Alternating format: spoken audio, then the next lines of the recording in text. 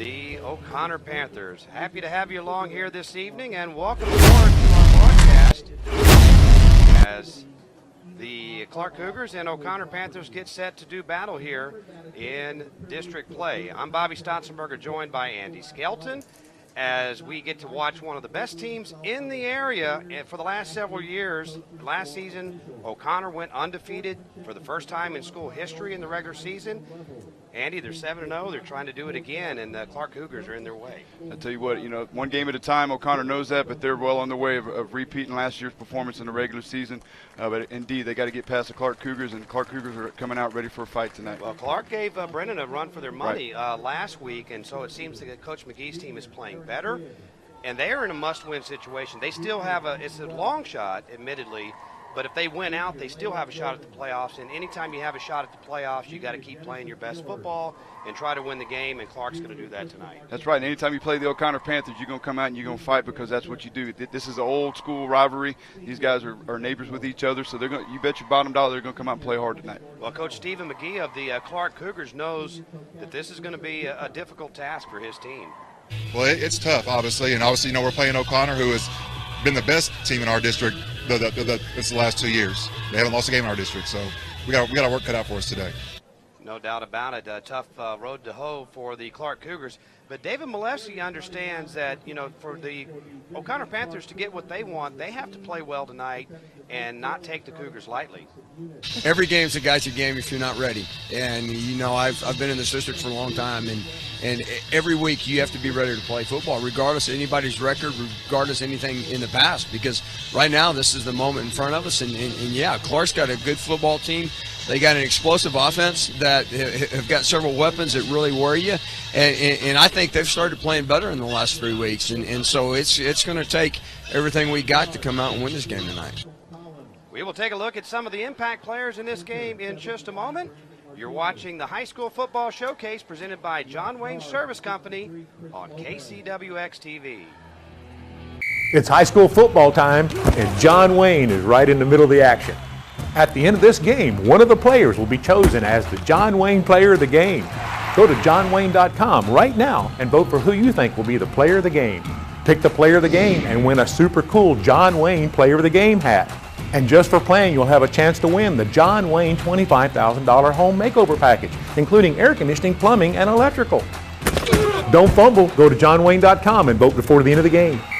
North Park Lincoln, America's leading Navigator retailer, is receiving 24 Navigators in October to close out the 18 model year, with the 19s arriving in November. Navigator is the 2018 North American Truck of the Year with a long list of best-in-class attributes. Horsepower, towing, legroom, moonroof size, and more. Get a new 2018 Navigator posted for $70,495. Or lease for $829 a month. Take family travel up to first class with a Navigator from North Park Lincoln. San Pedro at Loop 410.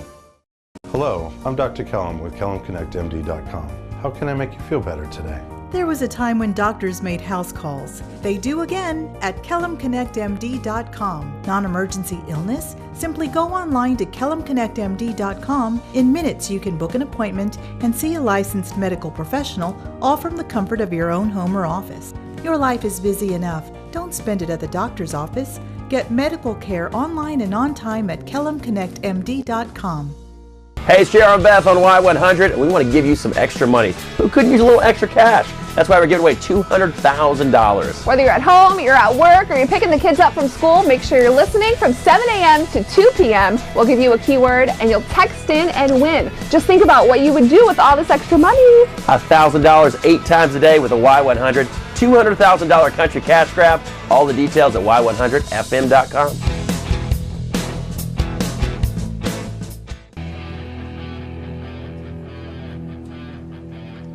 And welcome back to Ferris Stadium as we continue with the pregame show. Clark taking on Oconnor tonight.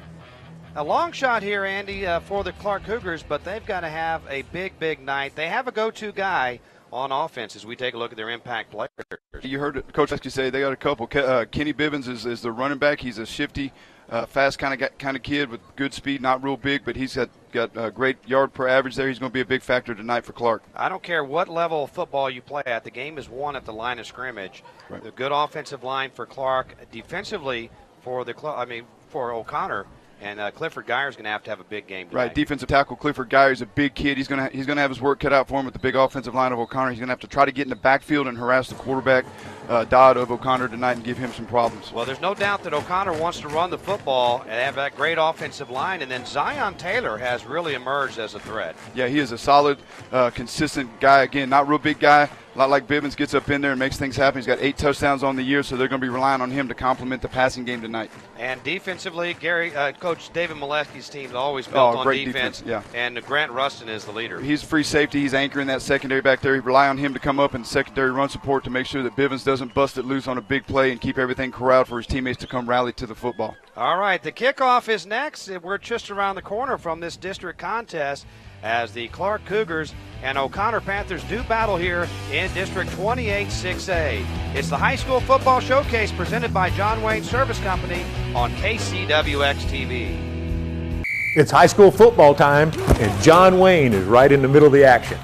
At the end of this game, one of the players will be chosen as the John Wayne Player of the Game. Go to johnwayne.com right now and vote for who you think will be the Player of the Game. Pick the Player of the Game and win a super cool John Wayne Player of the Game hat.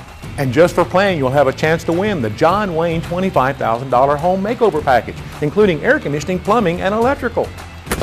Don't fumble. Go to johnwayne.com and vote before the end of the game. Thomas J. Henry, a lawyer with more than 25 years' experience. A law firm that has resolved tens of thousands of cases for people who have been hurt in accidents. Winner of numerous industry awards and recognized by the nation's top publications. With offices across Texas and over 100 attorneys ready to fight for you. When you've been injured, you deserve the best. Call Thomas J. Henry.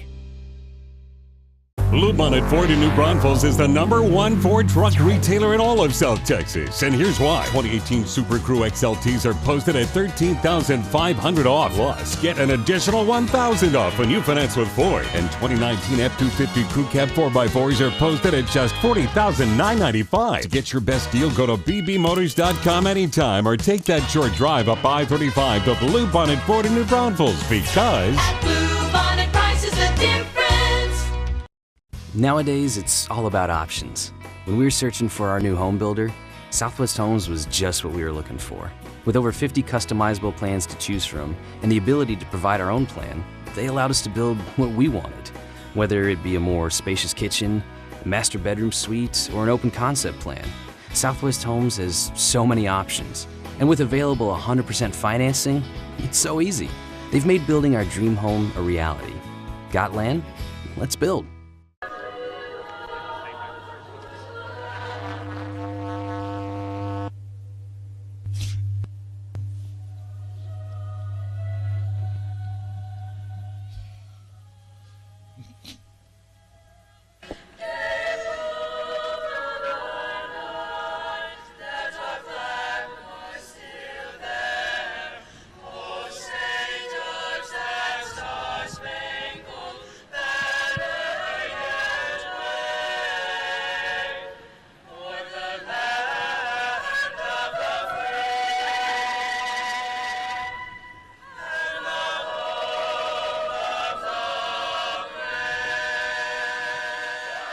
All right, a great job there from the choir from Oconnor High School as their team gets set to take on the Clark Cougars, who are the underdogs tonight as we get into our KLeagueAutomotive.com keys to victory, Andy, for the Clark Cougars. Yeah, Clark's going to have to come out tonight and have their best defensive game of the year, and defensive coordinator Craig Westmoreland knows that, and they're going to have to make sure that they're going to try to keep this offense of O'Connor in check, and they're going to have to be ready for everything. Coach Molesky is the king of trickeration, whether it be on kicking games or in his offense, so they're going to have to be ready for everything. And their offense is going to have to come out. They're going to have to start strong and finish strong and try to be in this thing in the fourth quarter. All right, now our third member of the crew. Down on the field, Gabe Farias has the Oconnor Panthers keys to victory. That's right, guys. They're going to have to dominate the line of scrimmage on both sides of the football. They've got to feed Zion Taylor the rock and slow that Clark rushing attack. They got to do what they do well, play aggressive Oconnor Panther football. As Andy so eloquently stated, they've got to let loose on the trickeration, and they got to not let this, I don't know if this sounds right from an English standpoint. I ain't an English teacher, but they got to not let this be a gotcha game. With the big game looming next week, they got to take care of business tonight. Guys, back to you. All right, O'Connor O'Connor did win the toss, but they have deferred. They've elected to kick to the Clark Cougars. As the Cougars are across the way, they wear the road white uniforms with the black numbers and the black helmets, the silver numbers on the side of the Cougars helmets. As Stephen McGee, a Clark graduate, coaches the Cougars, and they'll set up to return here to open tonight's game. For the O'Connor Panthers, they are the home team in the navy pants, jerseys with the white numbers and the white sleeves. The gold helmets for the OC, as they will kick from our right to our left, as the Cougars are set to return. And again, their main man, Kenneth Bivens, is back there. I would imagine that Coach Molesky would likely try to avoid him, as he is off to the near side of the field. And over on the far side of the field in return position for the Cougars is number 23, Zachary Solis. We've seen a variety of kickoffs from Coach Molesky throughout the year, so, I mean, it's one of those deals. It's kind of exciting to watch the special teams because you never know what you're going to get. Jeffrin Leslie, who had a huge game against Brandeis, kicking the winning field goal in that thriller here in front of a sold-out Fair Stadium that night, is going to kick it off here for the O'Connor Panthers. Ready to go here, folks, in District 28-6A. We are underway. The kick is a short one. It's fielded at the 20-yard line, and they're going to come right with it on the return. And out is Walter Whitten with the return there for the Cougars, as we now set the Clark Cougar offense. 1st and 10 for the Cougs. Up front, they start Silva, Collins, Ramirez, Lopez, and Dickin. The receivers and tight end, Bivens, Gibson, Correa, and Thomas. And in the backfield, you got Oskin, the running back, and Ben Hooper, whose dad is the offensive coordinator for the O'Connor Panthers. It's father versus son. We'll get into that story a little bit later on here in the program as the Cougars go 1st and 10 from the 20. Hooper's going to take the snap. He's going to throw it deep on 1st down and looking for Gibson up the right sideline, and overthrows him. Incomplete. It will be 2nd and 10 as we now take a look now at the starting defense for the O'Connor Panthers. Up front, they have Knight, Greer, and Trammell. And then Coach Molesky was a linebacker, so he loves these guys, Callahan, Diaz, and Renteria. And then in the secondary, you got Rustin, Jenkins, and Arqueo. And we're missing a couple players on there. We apologize for that, folks, but hey, happens from time to time. They're good enough. They can play with 9 anyways. Quarterback draw, as coming right is Hooper with the ball, and he's going to get a Cougar 1st down there. Nicely blocked, and check that. That was David Santos, who is the backup quarterback for Hooper. He was running the ball there, Andy, and they get a Cougar 1st down. That was a great job. Even on 1st down, they tried to throw deep to Gibson to get the big guy the ball, and then they come back right there with a quarterback run designed specifically for him, it looks like, because he's out of the game again, and Hooper is back in the game here. Yeah, Hooper more of a thrower, obviously, and then that was David Santos running the ball for the Cougars, as Hooper's going to throw, and he'll find his man, and it's going to be close to a 1st down, as that is hauled in by Micah Thomas, and it appears to be enough. They move the chains, and a good drive going here for the Cougars to start it off. I'll tell you what, great possession-style offense in the passing game. High percentage pass there completed. Got 2 1st downs already for Clark. Their offense is clicking, and they got some confidence when they're moving the football here. Coach Byron Hooper's son is the quarterback, Benjamin Hooper. Coaching the wrong team, though. And that time they snap it to Santos, the other quarterback. He'll run it to the left side. Bobbled the snap a little bit there. And a gain of maybe 1. Well, it looks like we're going to get a double dose of quarterback tonight. They're going to play the running game with Santos, and they're going to be able to throw the ball with Hooper. And I like the concept. There's a lot of high school teams in the area that have had success rolling quarterbacks in and out and utilizing what each quarterback brings to the table. Well, he's a coach's son. Hooper is the main quarterback of this team, and he's thrown for 856 yards this season, 4 TDs and 5 interceptions. Yeah, 50% completion ratio, pretty decent right there, and he knows how to disseminate the football. It will be Hooper on this play. 2nd down and 9 for the Cougars. He'll look to his right, has a man wide open, but he stumbles, and that could have been a big play for Micah Thomas had he been able to keep his feet. As it stands, it's a gain of about 9. Yeah, he would have got a lot more than 9 yards if he wouldn't have stumbled. It looks like a sniper got him. Yeah, kind of the snow snake there. The line reached up and grabbed it. But in any case, there you go again. Another high percentage pass. Hooper to Thomas there, and setting up a 3rd down and short right here. Very good and makeable position here for the Cougars. They're at midfield on the opening drive of tonight's game. 3rd down and a yard. And now the officials will blow the whistle and a timeout by Clark. We'll break it with them. 10-11 to go. Scoreless first quarter. You're watching the High School Football Showcase presented by John Wayne Service Company on KCWX-TV. The Interchange. It's new at Pick and Pull. 1, just tell them what you're looking for. 2, hop on the shuttle. We'll take you to your part. 3, you got your part and you saved money. It's the Interchange and it's at Pick and Pull. At Thomas J. Henry, we strive to provide the best client experience in the industry. But don't take our word for it. See what our clients have to say.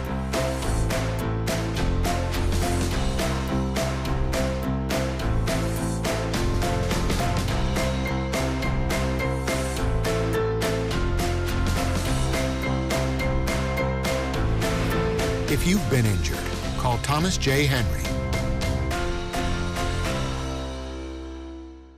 Hi, I'm Joel Dolly, and welcome to the Mission Open Air Market. It's been a long time since the Mission Drive-In days, and we've grown to over 60 acres of the biggest bargains in Texas. Remember, that's every Wednesday, Saturday, and Sunday, and I'll see you here. Back at Ferris Stadium, the Clark Cougars opening possession of the game. Must-win situation here for Clark. They got to win out and get help, but it starts here tonight. Good opening drive. They had a pair of first downs. They call a timeout, and now they'll have a 3rd down and 1. As Hooper going to keep it himself, and that's going to be close. He faked the ball there to Oskin and then follows him, and I don't think he made it. Yeah, according to the spot down here by the line judge, he's going to be about a yard short there that time. I don't know if that ball was intended to be handed off. It looked like it might have been mishandled there or bobbled a little bit, and Hooper did the smart thing getting it up in there. Yeah, you know, I wonder if that was a read and he read it wrong or what the situation is, but they're going to bring in the runner now, David Santos. And, hey, you're the underdog. Why not go for it here? Why not? Coug's going to go for it. Oskin is offset to the left in front of the quarterback Santos, who takes the snap. He'll run left with it. He is going to get stopped short. Great job defensively there by the Oconnor Panthers as Jack Jenkins comes up to make the stop. Turnover on downs. And now the Oconnor Panthers have the ball as we take a look now at the starting lineup for the Panther offense. Up front you got Brooks, Medelez, Piercy, and then the 2 big D1s on the right side, Jacobs, Castillo, Lepardi, and Locke, the tight ends and receivers, and then Taylor, the running back, Dodd, the quarterback, and Ames, the fullback in that Panther offense. They move right to left. Dodd out of the shotgun is going to throw on 1st down. He rolls to his left. He throws along the sideline, and it is caught. And that is check that. That is Locke with the reception and the 1st down as we take a look now at the Clark Cougar defense. The Cougars start Rodriguez, Geyer, Gibson, Booker, and Tannehill up front. And then the linebackers, Oskin, Clark, Hawks, and Cortinez. Secondary, Morgan, Stepter, Cooper, and Gutierrez. As Taylor gets his first handoff, he goes left with it. He gets inside the 35 and down to the 33-yard line. A gain of 6 on 1st down. Now you've seen both aspects of the O'Connor offense. So you had a pass on 1st down by Dodd, rolling to his left. He is a left-handed quarterback. Great catch by Locke, and there's Zion Taylor picking up a good chunk of 6 yards there on 1st down. 2nd down, and about 4 here. As we're going to hand it off to Taylor again, right side, trying to get the corner and does, and runs out of bounds inside the 20-yard line. You see the speed there from Zion Taylor to get to the edge. Great explosiveness that time. They're running a little hand sweep concept here. Starts downhill and then gets sideways in a hurry. That's the way that play's designed, and he just flat out runs the defense there to go get the 1st down. He's in that angle where he can see and trust his speed. And well, the hand speed starts off tackle to get the linebackers to straight downhill a little bit. Then he will bounce it outside and try to outrun those linebackers like he did right there. So 1st down and 10. Good opening drive here for the O'Connor Panthers. Undefeated on the season. As David Dodd will send a man in motion. He'll fake the jet sweep, but they'll whistle this one dead. And our first penalty of the afternoon, of the evening. Offense, 5-yard penalty, 1st down. Well, when you start having penalties, that's something that could keep giving Clark Cougars some confidence here. You know, you want to kind of take the wind out of Clark's sails early if you're O'Connor here and shoot yourself in the foot is not a way to do that. But in any case, it brings up the first down in 16, 17 yards here. That was referee Larry West tonight. We'll introduce his crew in a moment. They go pistol set here on first down and 15, and then a whistle. Did you hear that whistle? I heard the whistle. That was weird. I've been in the crowd. Okay. Option play right. Dodge will pitch it off to Taylor. Taylor up the sideline, and he is free. He'll get the first down and more as he's all the way down to the 5-yard line. Why not just give it to Zion Taylor? Great option work there by Dodd. Well, they were going to the short side of the field here too, which that's, you know, kind of not a tendency of most coaches that want to run that to the short side of the field. But great job by Taylor getting down the sideline. Had a block by a receiver out there that kind of sprung him for that extra yardage at the end of that play. David Dodd has some great numbers passing the ball, but hey, when you have a running back like Taylor and an offensive line like that, you're going to do just like this and give it to him, and he'll take it up the middle. Now the final surge. That was really close, right at the goal line. Great job by big old Brandon Brown, number 75, and Parr, number 71. Those are the two big guys for O'Connor. You see them right there, 71 and 75. They are trees, man. They are big boys. They're fixing to go D1 next year. Well, Parr's got another high school season still. Yeah, well, Brett Brown's fixing to go, I believe, it's Houston. TCU. Or TCU, yeah, right. Verbally committed to TCU, and then Parr He's a big boy. Being recruited by everybody.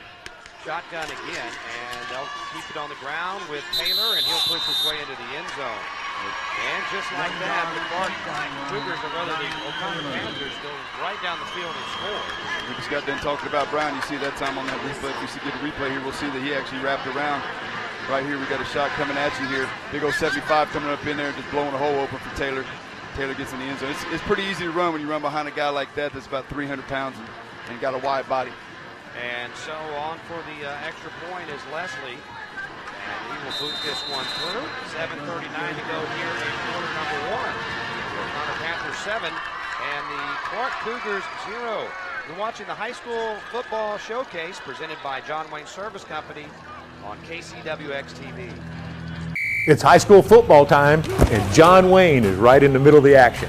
At the end of this game, one of the players will be chosen as the John Wayne Player of the Game. Go to johnwayne.com right now and vote for who you think will be the player of the game. Pick the player of the game and win a super cool John Wayne Player of the Game hat. And just for playing, you'll have a chance to win the John Wayne $25,000 home makeover package, including air conditioning, plumbing, and electrical.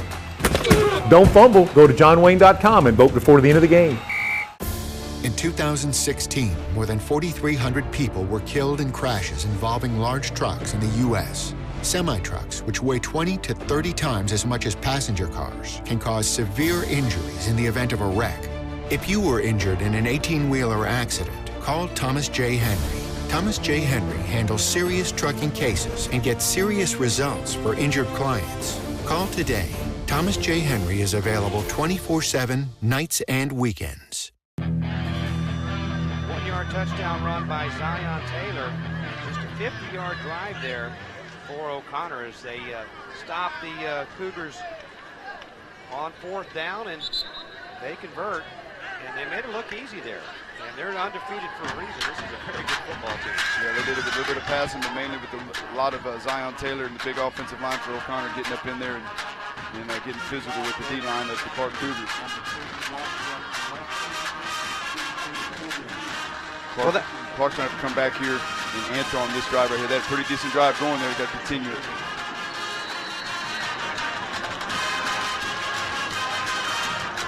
You know, Clark had an opportunity there. They had 2 chances to make 1 yard. And so that's a very disappointing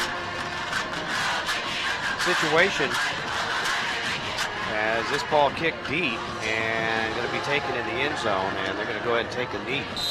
So they'll have it at the 25-yard line. As we do have the father-son combination, let's check in with Gabe Farias down on the sidelines with the story. Yeah, guys, kind of a cool nuance to this football game.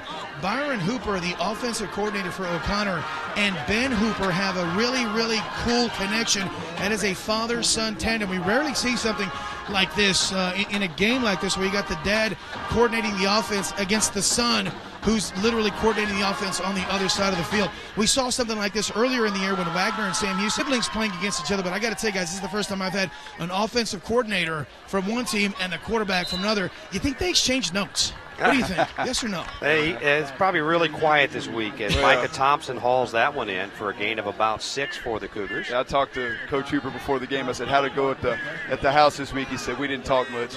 That's him in the cap. Yeah, the O'Connor cap right there. And the little cheater glasses. Well, we're all getting a little older about. Gain of 6 there, so 2nd down and 4 now for the Clark Cougars, trailing 7-0.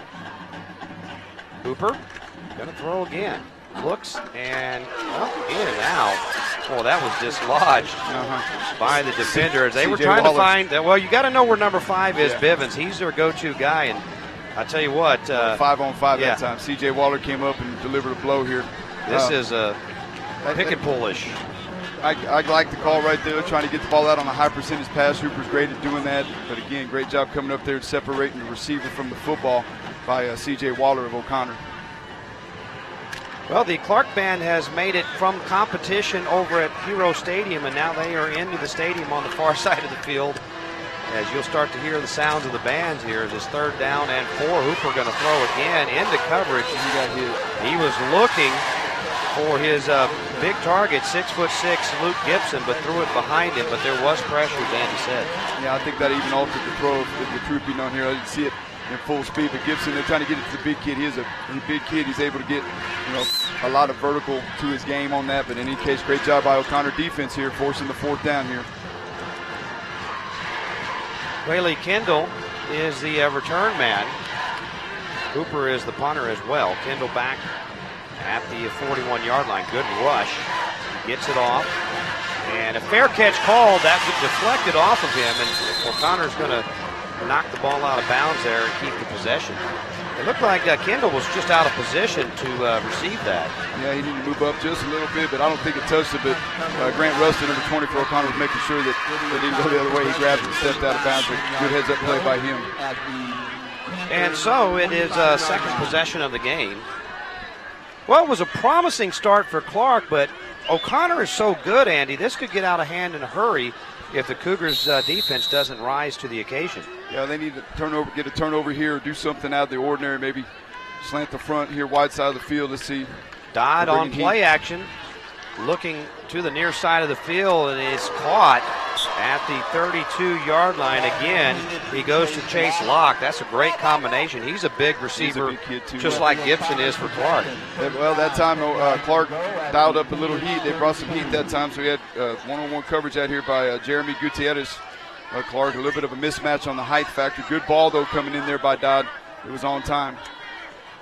So it is 1st and 10 after that play. Dodd going to throw again, setting up the screen. Taylor wide open with blockers in front at the 25 to the 20.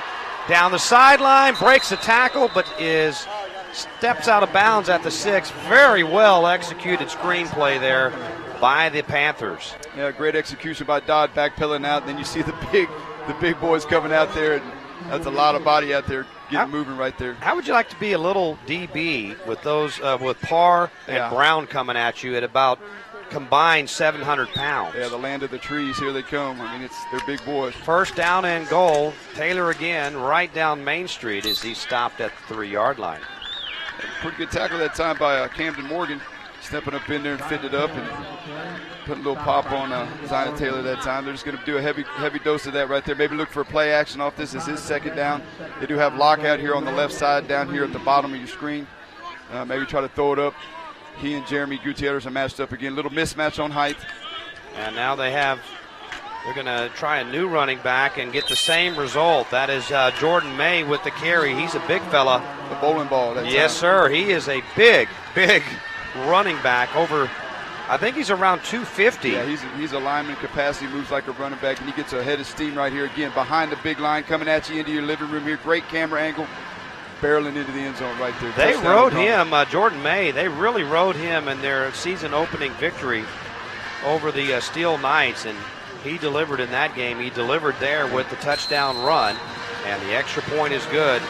And so with 6:10 to go here in quarter number 1, it's the Oconnor Panthers 14 and the Clark Cougars 0. You're watching the High School Football Showcase presented by John Wayne Service Company on KCWX-TV. It's high school football time, and John Wayne is right in the middle of the action. At the end of this game, one of the players will be chosen as the John Wayne Player of the Game. Go to johnwayne.com right now and vote for who you think will be the Player of the Game. Pick the Player of the Game and win a super cool John Wayne Player of the Game hat. And just for playing, you'll have a chance to win the John Wayne $25,000 home makeover package, including air conditioning, plumbing, and electrical. Don't fumble. Go to johnwayne.com and vote before the end of the game. In 2016, more than 4,300 people were killed in crashes involving large trucks in the U.S. Semi-trucks, which weigh 20 to 30 times as much as passenger cars, can cause severe injuries in the event of a wreck. If you were injured in an 18-wheeler accident, call Thomas J. Henry. Thomas J. Henry handles serious trucking cases and gets serious results for injured clients. Call today.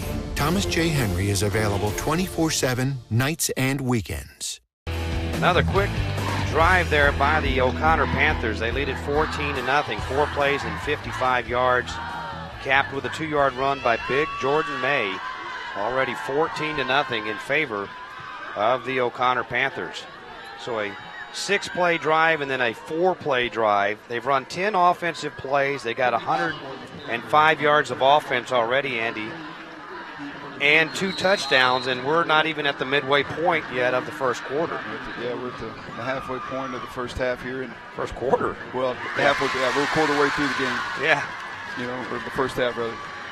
So good start here, obviously, for the Panthers. As kicking it deep again. Leslie will kick this one deep. Bivens going to have a chance. He takes it at the 5. This kid is dangerous as he takes it out to the 20.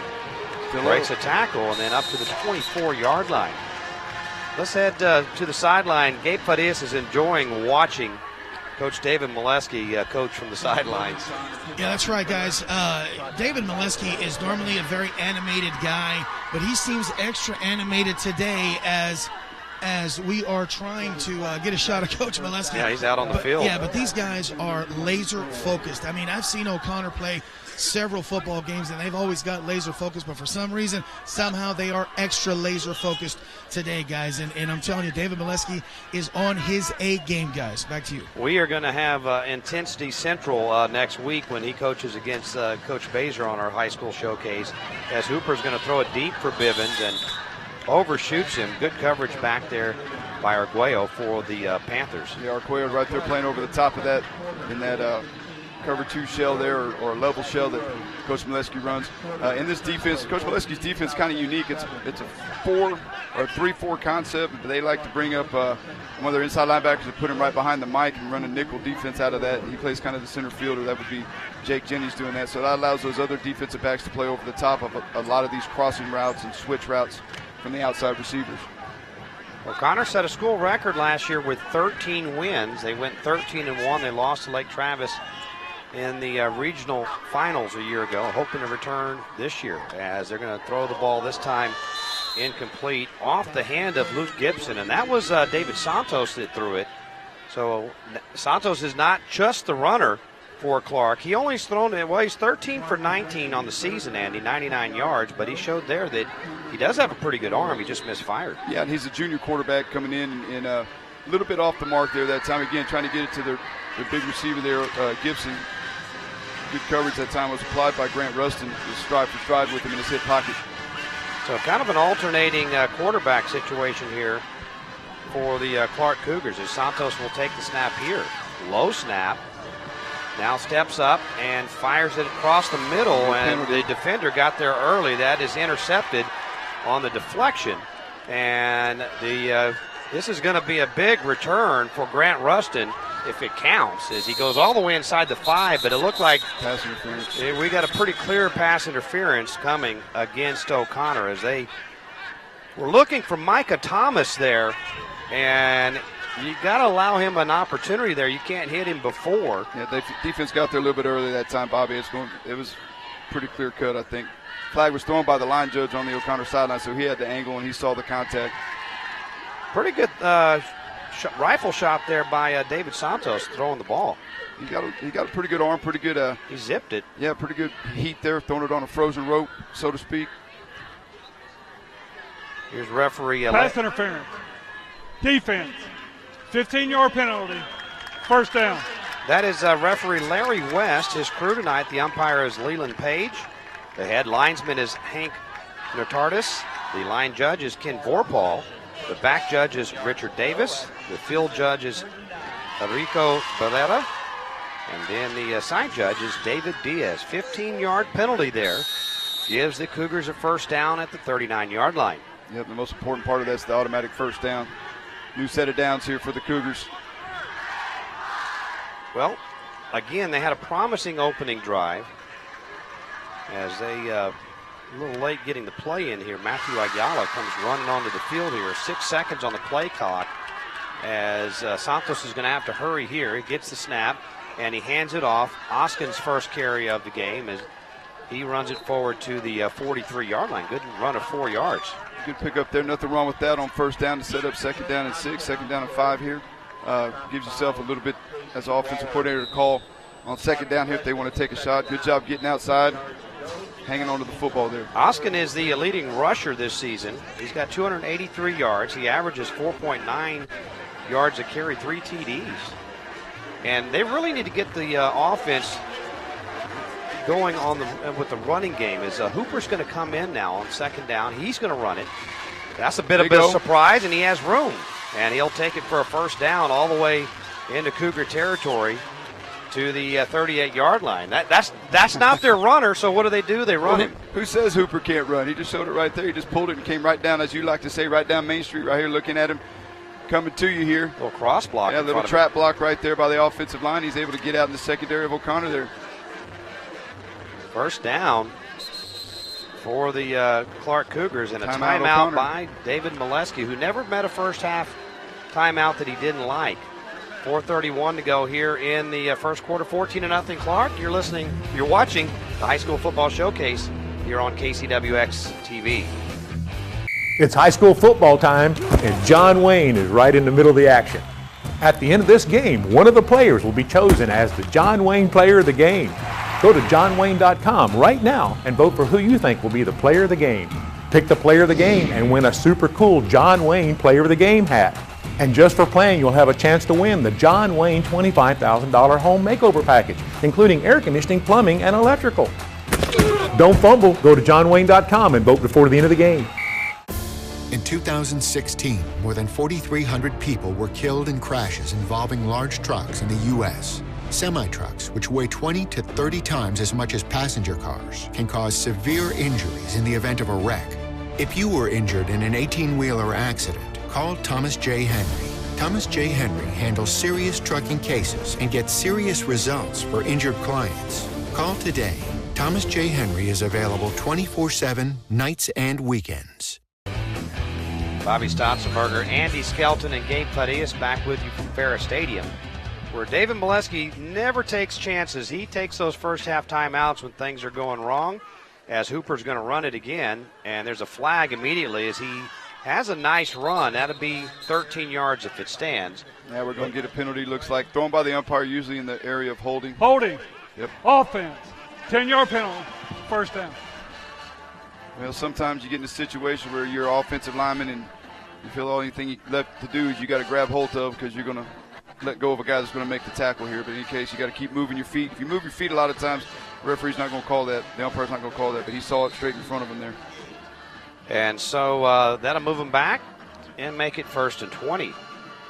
Oconnor with 2 offensive possessions, 2 touchdowns. Clark, this is their first time into Oconnor territory. They were stopped right at midfield, as Gibson is the tall receiver you see in the bottom of your screen there.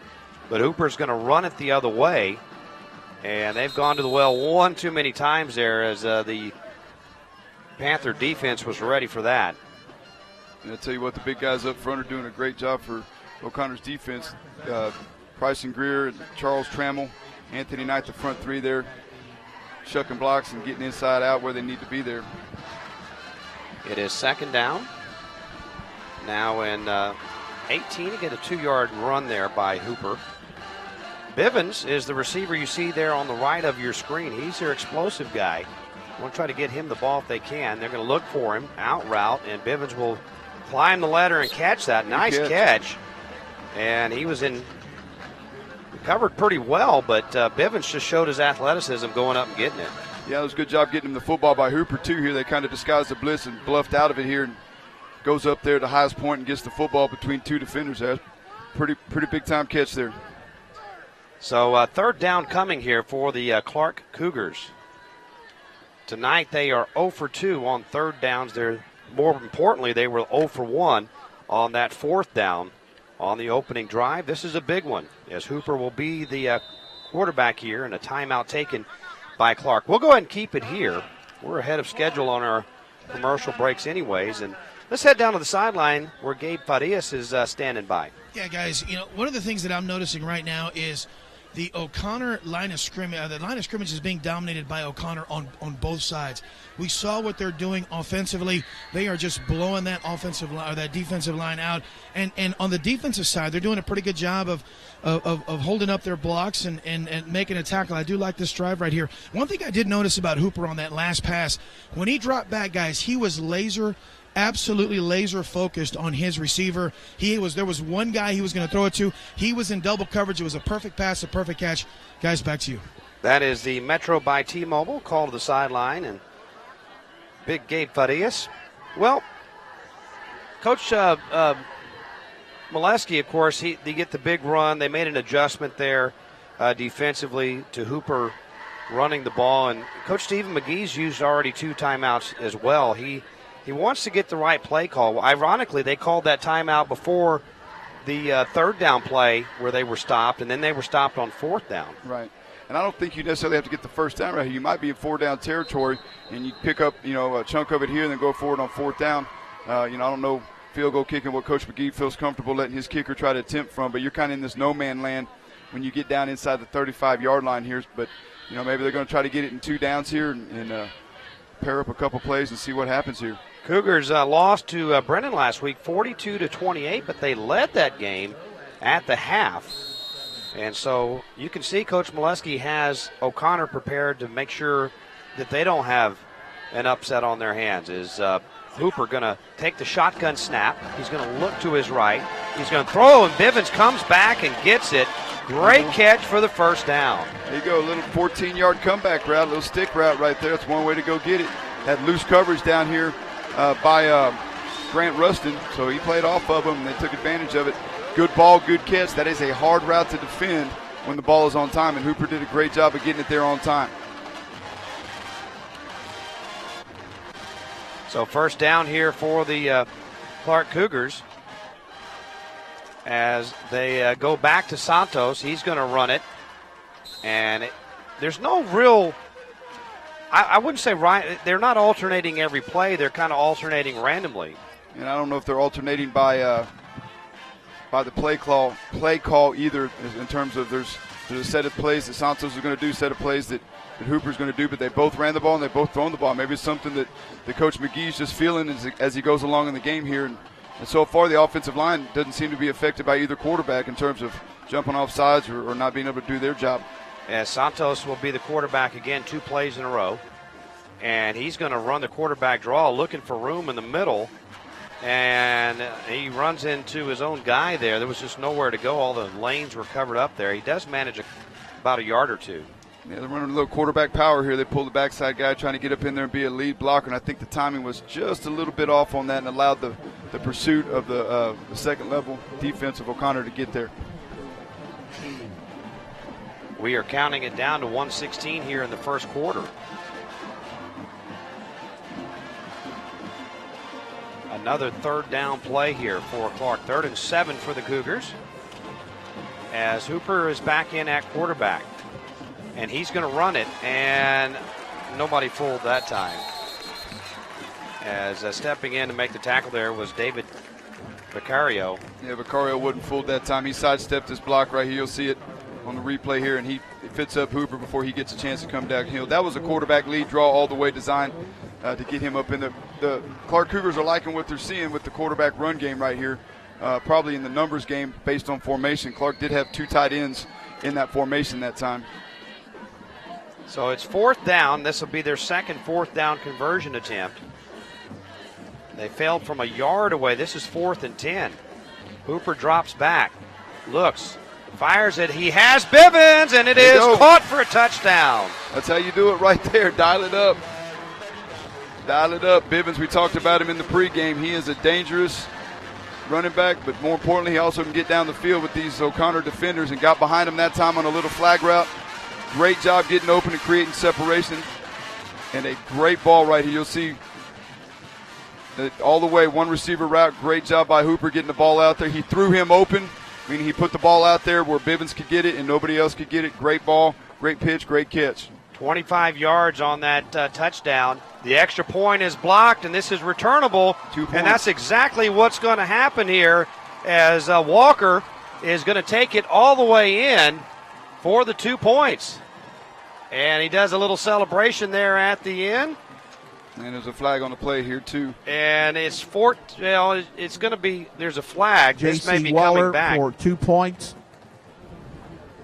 Well, I think it's going to stay at 14-6 because the penalty is going to be, I believe, on the return. And Coach Molesky is probably not real happy with what Jonte Walker did there at the end of that. Yep. Unsportsman flag on the there it is, return. unsportsmanlike. Conversion's no good. So they don't get 2 points after all that. So 13 seconds to go. We'll go ahead and keep it here. Well, I mean, look, if you're Jonte Walker, you're excited about it. Yep. Go to the end zone first. Yes. Give the ball to the official and then celebrate with your teammates. Celebrate with your teammates Yes. after the job is done. know, and when you're if doing the other anybody's stuff- going to coach that one up, it's going to be David Molesky. No doubt. And that's on that kid, and he knows it. And Coach Molesky's already addressed him, and we're going to move on here. But it's a kid. These are kids, and sometimes, I don't know about you, I remember back to the days, teenagers don't always make smart decisions. So that costs them 2 points. Neither do adults. Sometimes neither do adults. That's right. Speaking of bad decision adults, let's go down to the sidelines where Gabe Farias is standing by. You saw the entire thing there. Yeah, well, first of all, I was never near as athletic to make a decision like that on a return kick. But what I saw, guys, was I saw a coach tell a young athlete, and you saw the young athlete, looked right at the coach, knew he screwed up. Let me tell you something. That's how you coach up young kids. It was exactly how Coach Molesky, was that Walker? Was that who had the return Waller. there on? Yeah. Yeah, I mean, he told the kid, you know what you did wrong. Get back over there. Don't do it again. I was right there. I mean, just a great way. And he seems like a fantastic kid. Just made a mistake, I don't know what to say. I snuck a Dr. Pepper down here on the sidelines, and the security guard about tackled me. So that was a mistake. I'm never going to do it again. I wasn't tackled, though, or I was tackled, and Walker was not. So, guys, back to you.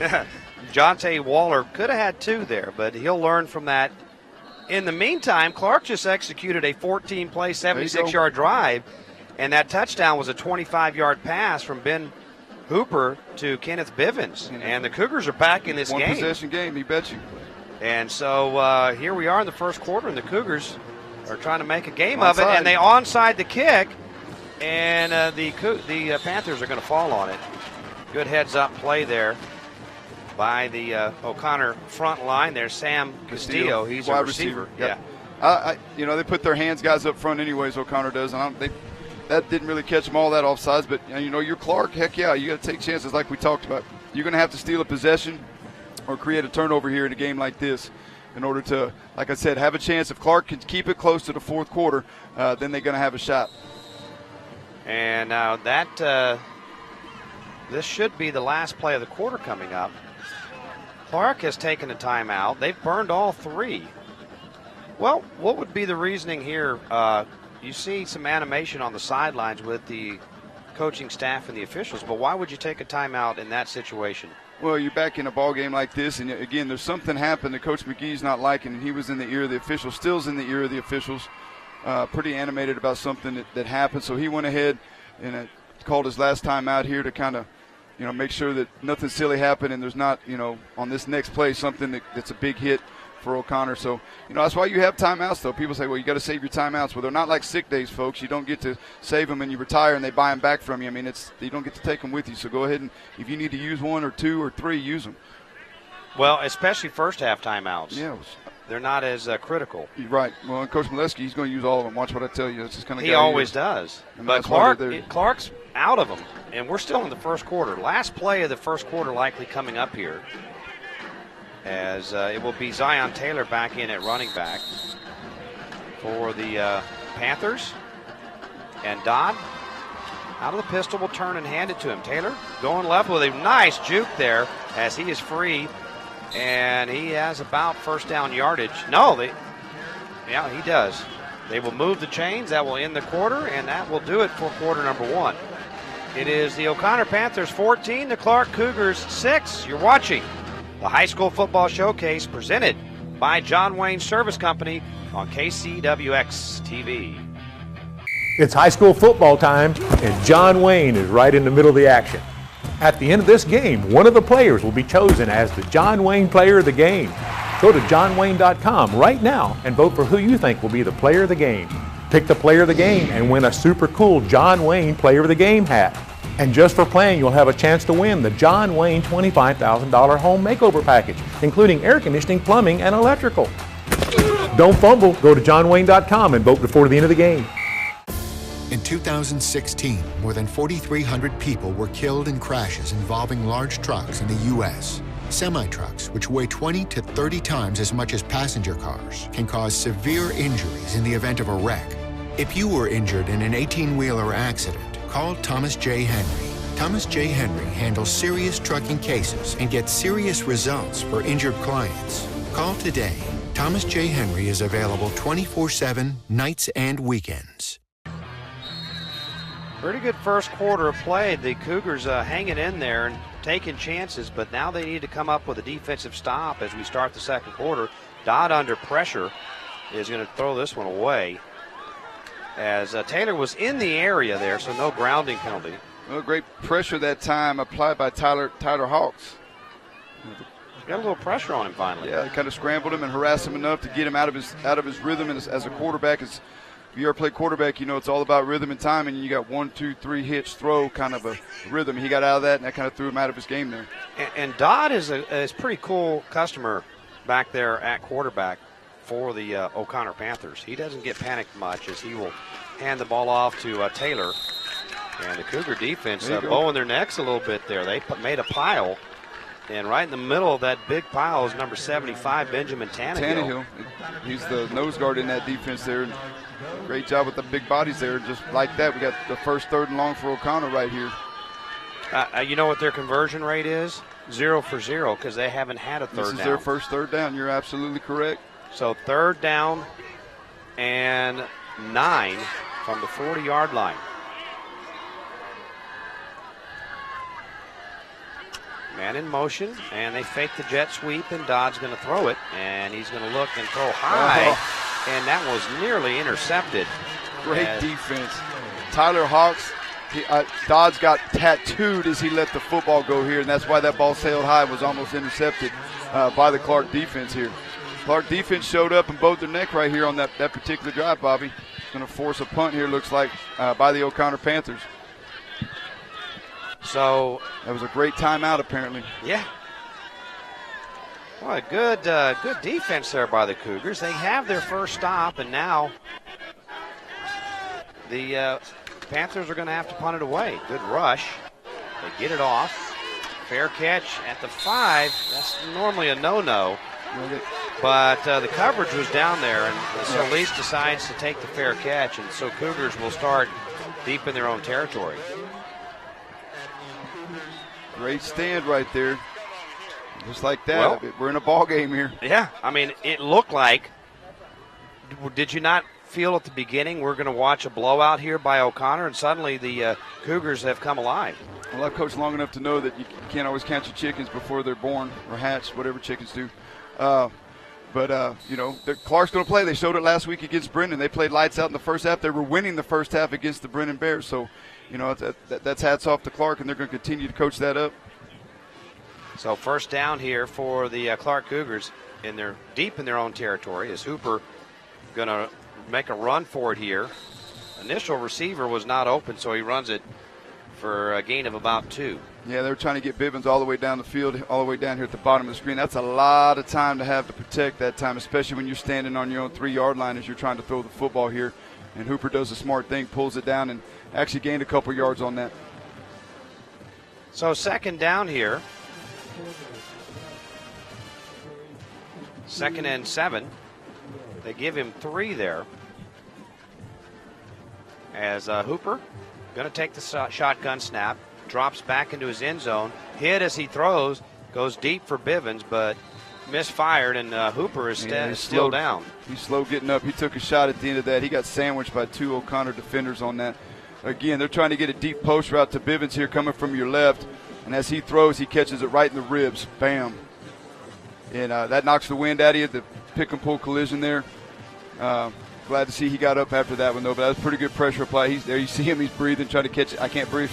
He's trying to catch his breath. And good job standing in there and delivering the football, though. He knew he was going to take a shot on that, Bobby.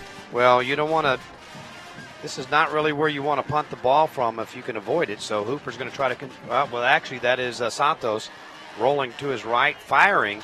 Close coverage over there, and they break it up as they were looking for – Luke Gibson. Good coverage there by the Panthers. Yeah, they were there on time, and again, they got Santos in the game right now. Hooper's coming back in, it looks like, too, because they're going to –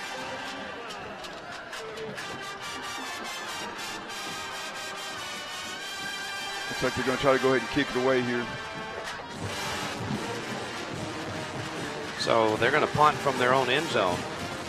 And interestingly, Hooper, who took that shot and had to come out of the game, now has to come out and punt the football. Hopefully he's composed back to himself here. Get rid of the football. He does get it off, and it is going to bounce past the 30 and roll past the 35, but Oconnor will have great field position here at the 37-yard line. Bobby Stotzenberger, Andy Skelton, and Gabe Thaddeus with you from Fair Stadium for the high school showcase. And how about, by the way, at the end of the game, folks, we will have select our John Wayne player of the game. You can vote for who you think it will be at johnwayne.com. If you get it right, you win that cap, that cool cap, in your school colors as well, by the way. Come in different colors. That's right. And get a chance, have a chance to win a $25,000 home makeover, which is an awesome, awesome prize from the folks at John Wayne. Dodd going to throw, looks, fires, and that was jumped. The route there, Stratton stepped in front of it. Pass was intended for Castillo on the near sideline. Yeah, they got sophomore Charles Stratton in there now in the secondary for the Cougars. Does a great job anticipating that. And another half a step, he probably would have picked six that, took it to the house. Things looked easy at first for Oconnor, but Clark's playing some pretty good defense all of a sudden. Well, defensive coordinator Craig Westmoreland's been in the business a long time, knows how to make his adjustments. Now they're going to hand the ball off to Taylor, going to his left and going nowhere. And our impact player there, Clifford Geyer, number 46, saw to it that that was going to go nowhere. In fact, a loss on the play. Yeah, the kids are getting a little bit chippy there, but hey, they're playing physical football, and that's part of it. That brings up the second third down of the game here for Oconnor, and you're absolutely right. Great job by Geyer getting in there and being the anchor on that, and great job pursuing by the rest of the Oconnor front six there. Clark, front six. All of a sudden, O'Connor struggling on offense. That's the Cougar defense, though. Dodd will roll to his right. He's a lefty. He'll fire it downfield, and it's too high, intended for Dylan Fish. And right now, Dodd is frustrated. I mean, that ball wasn't anywhere near being caught. Interestingly, they kind of got away from the run a little bit, and maybe they're just trying to work on that passing game.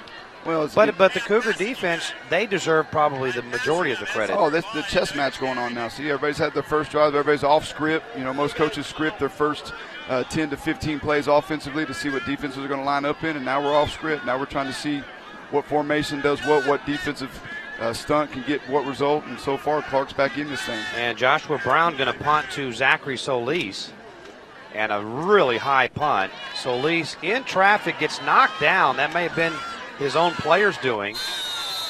And then the ball looked like it may have been touched by two players.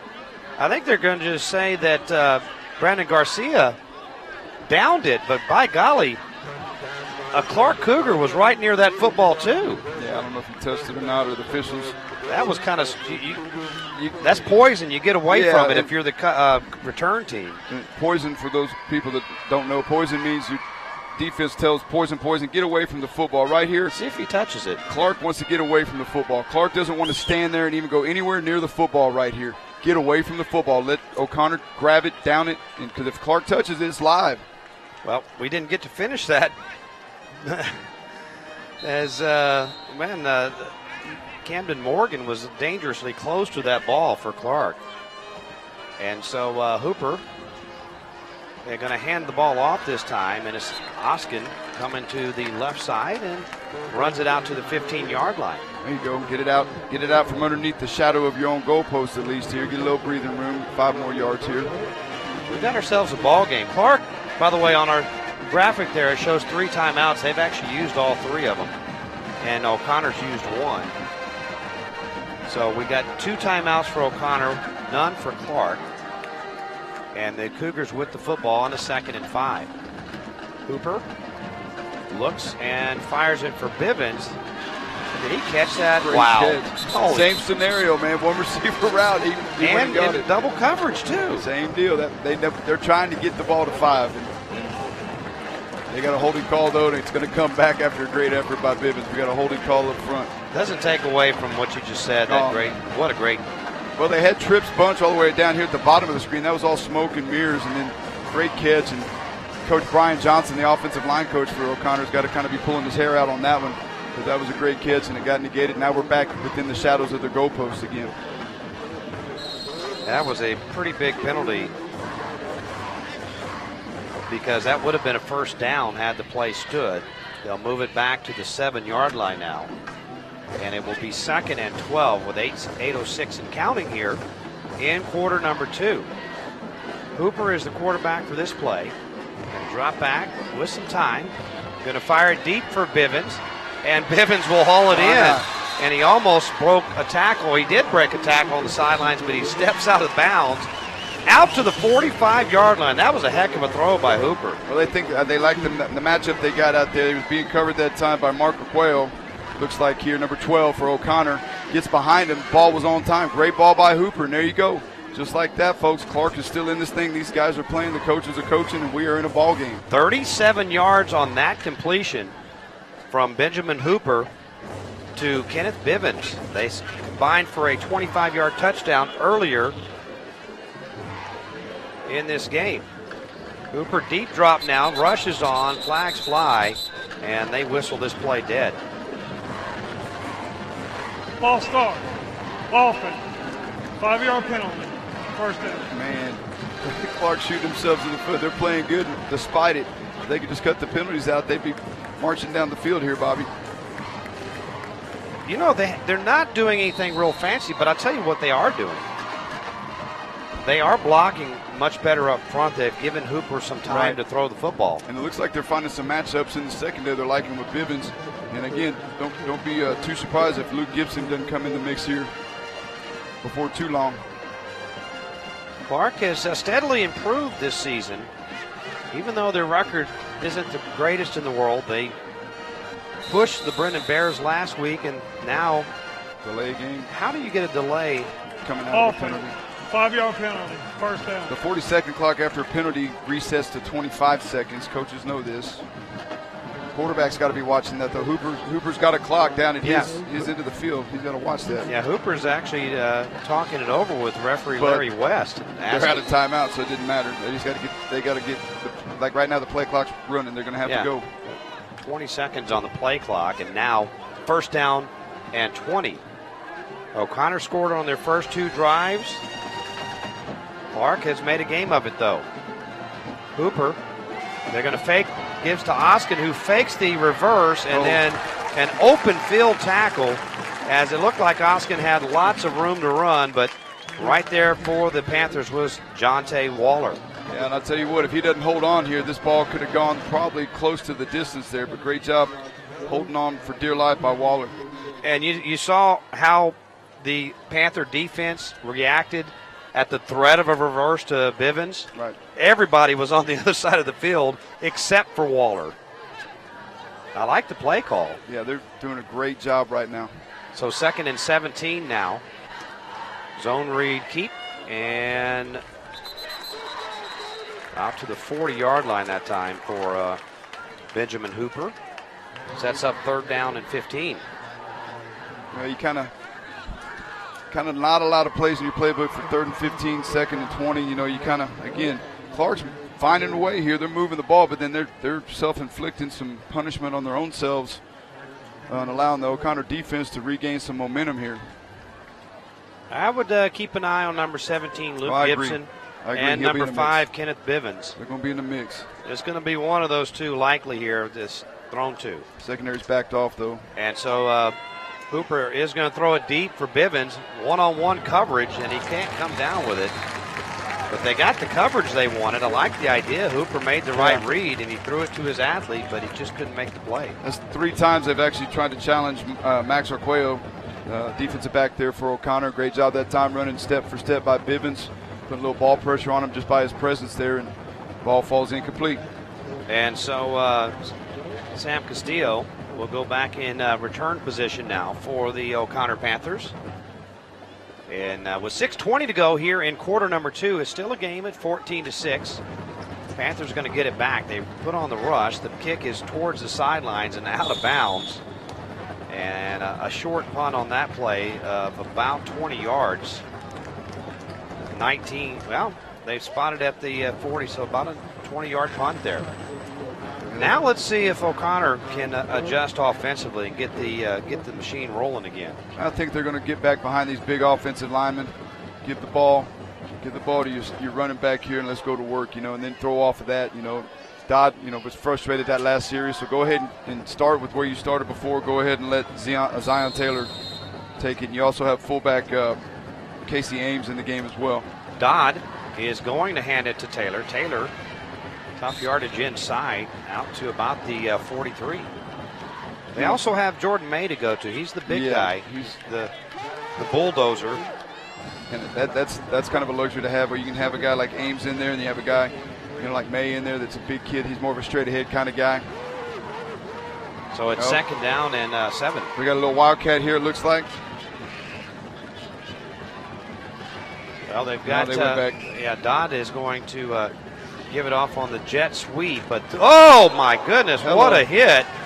As coming around the corner there was Isaiah Saldana, and he gets absolutely blown up. Here's your pick and pull right here. Camden Morgan, have a nice day. Oh. Pick and pull collision. Pick and pull, home of the lowest parts price guarantee, and I tell you what, that's a way to show up to the Isaiah party right Saldana may need to go to pick and pull and get some new parts after taking a hit like that. Ouch. So it's 3rd down and 8. Good defense by Clark. And Dodd back to throw again. Steps up in the pocket, throws it deep, and just off the outstretched arm of Chase Locke. And there's a flag there. Flag on sounds the play. like you may disagree slightly. I'm going to see the replay if we got it. I'm not going to. Wow. That was pretty good coverage again. Jeremy Gutierrez has given up about 5 inches, and he was hip for hip, stride for stride on this. A little overthrown there. And the ball was overthrown, and the argument could be made, well, it's uncatchable because he was interfered with, but that's a no call. Larry West will clear it up for us here. Holding. Defense. Yeah. 10-yard penalty. They're saying they was 1st down. They was holding him before the ball was in the air, because it's not interference, but. Well, Dodd is struggling here tonight. He's 3 out of 7, which is 57 yards passing. Zion Taylor's been the offense with 10 carries and 60 yards, but that 1st down via penalty gets O'Connor into Clark territory here at the 48-yard line. And now they're going to keep it on the ground again. Taylor right up the middle. Nice cut in traffic, cutting all the way inside the 40 to the 39 in a gain of 9 yards. I'll tell you what, that's a pretty special. This is old school. We got a player down here, but this is old school play right here where they pull a backside lineman and a fullback up in the hole there and go get you some tough blue-collar yardage here. Yeah, you got a couple of players shaken up, and so we'll take a timeout. We have 4:47 to go here in quarter number 2. O'Connor 14 and Clark 6. You're watching the High School Football Showcase presented by John Wayne Service Company on KCWX TV. Bluebonnet Ford in New Braunfels is the #1 Ford truck retailer in all of South Texas. And here's why. 2018 Escapes are posted at just $17,995. Plus, get an additional $1,000 off when you finance with Ford. And 2018 Explorers are posted at only $26,995. Plus, get an additional $1,000 off when you finance with Ford. To get your best deal, go to bbmotors.com anytime or take that short drive up I-35 to Bluebonnet Ford in New Braunfels and see why. At Bluebonnet, price is the difference. Hello, I'm Dr. Kellum with KellumConnectMD.com. How can I make you feel better today? There was a time when doctors made house calls. They do again at KellumConnectMD.com. Non-emergency illness? Simply go online to KellumConnectMD.com. In minutes, you can book an appointment and see a licensed medical professional, all from the comfort of your own home or office. Your life is busy enough. Don't spend it at the doctor's office. Get medical care online and on time at KellumConnectMD.com. Welcome back here to Ferris Stadium. We missed a Zion Taylor run. We're not going to miss this one. He takes it up to the 25. Well, they quickly, it looked like Geyer was hurt worse than we thought, but he was able to get up and trot off. And in the meantime, Taylor had a first down run, and then he carries it forward for 3 there. And 2nd and 7 coming up now. And now they're going to bring the big fella in. The battering ram, Jordan May, will be the running back now for O'Connor. Yeah, with Ames at fullback here, in motion here. And they're going to fake it to May. Dodd under pressure, and he is going to be sacked. Good defense that time. Big old 66 for the Clark Cougars getting it done here. Teodoro Rodriguez coming in there. Let's go to Gabe on the sidelines. Yeah, guys, I know that was Rodriguez there. It's Teodoro Rodriguez, but I want you guys to focus on Colton Clark, number 31. I've watched this kid just on this series alone and on the last series. This kid is flying to the football. He was actually the one on that last sack that got there first. So watch for Colton Clark. Very aggressive defensively. Back to 3rd and long, and Dodd's going to have to throw. And he looks, and the receiver. He zigged when he should have zagged that time. Yeah, a little miscommunication there. And I have to agree with Gabe on that. Colton Clark's number 31 there on your screen for Clark and White. He's been motoring up and the contain on the outside. They've done a great job pass rush the last couple of drives, getting into the space of Dodd and making him have to come off of his timing. A lot of his stuff he throws is a 1-2 throw or 1-2-3 hitch throw kind of concept. And again, hats off to the defense of the Clark Cougars. Well, Leslie has a pretty good leg, but David Molesky said, let's go for it here instead. 4th and 13.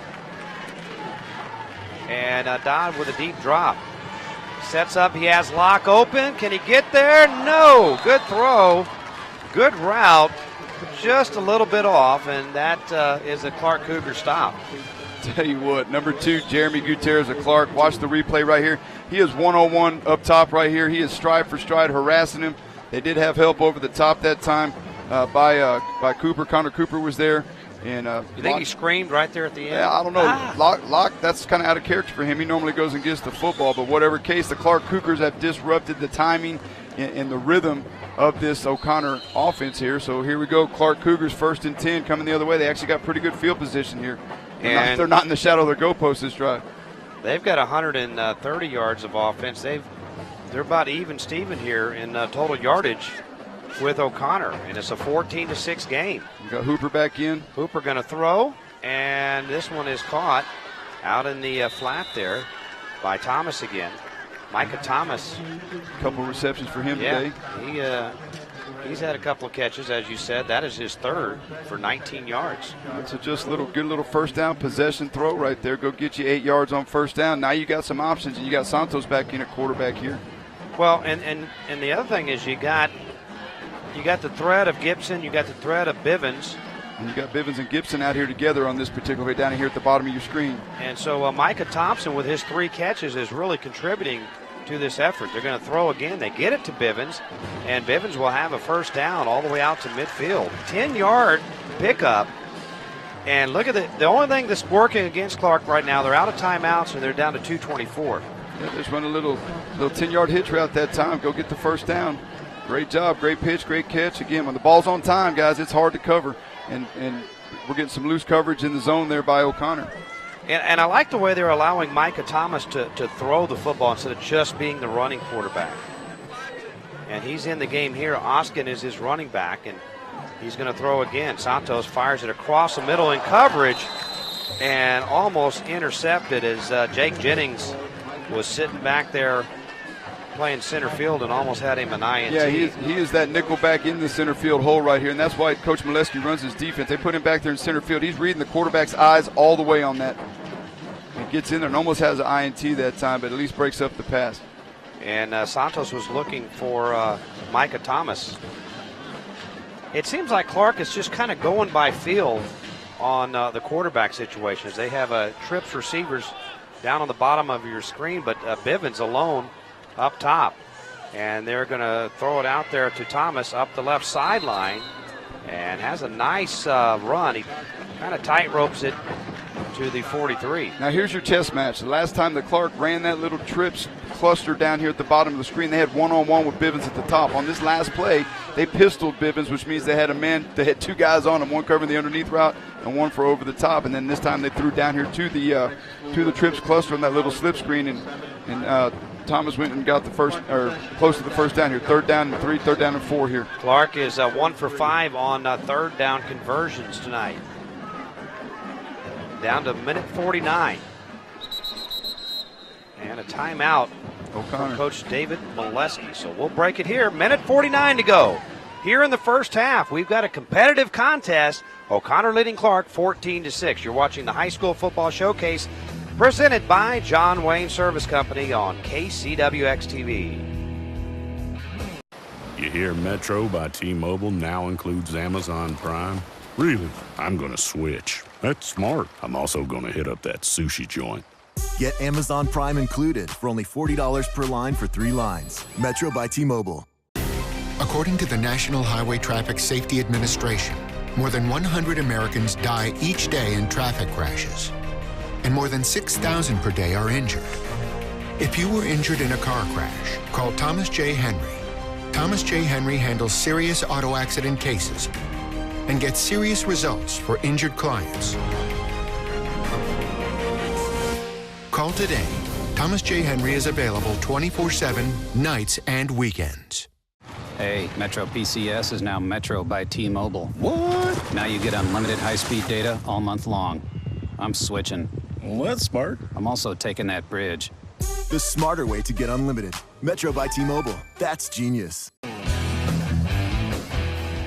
Back here at Ferris Stadium.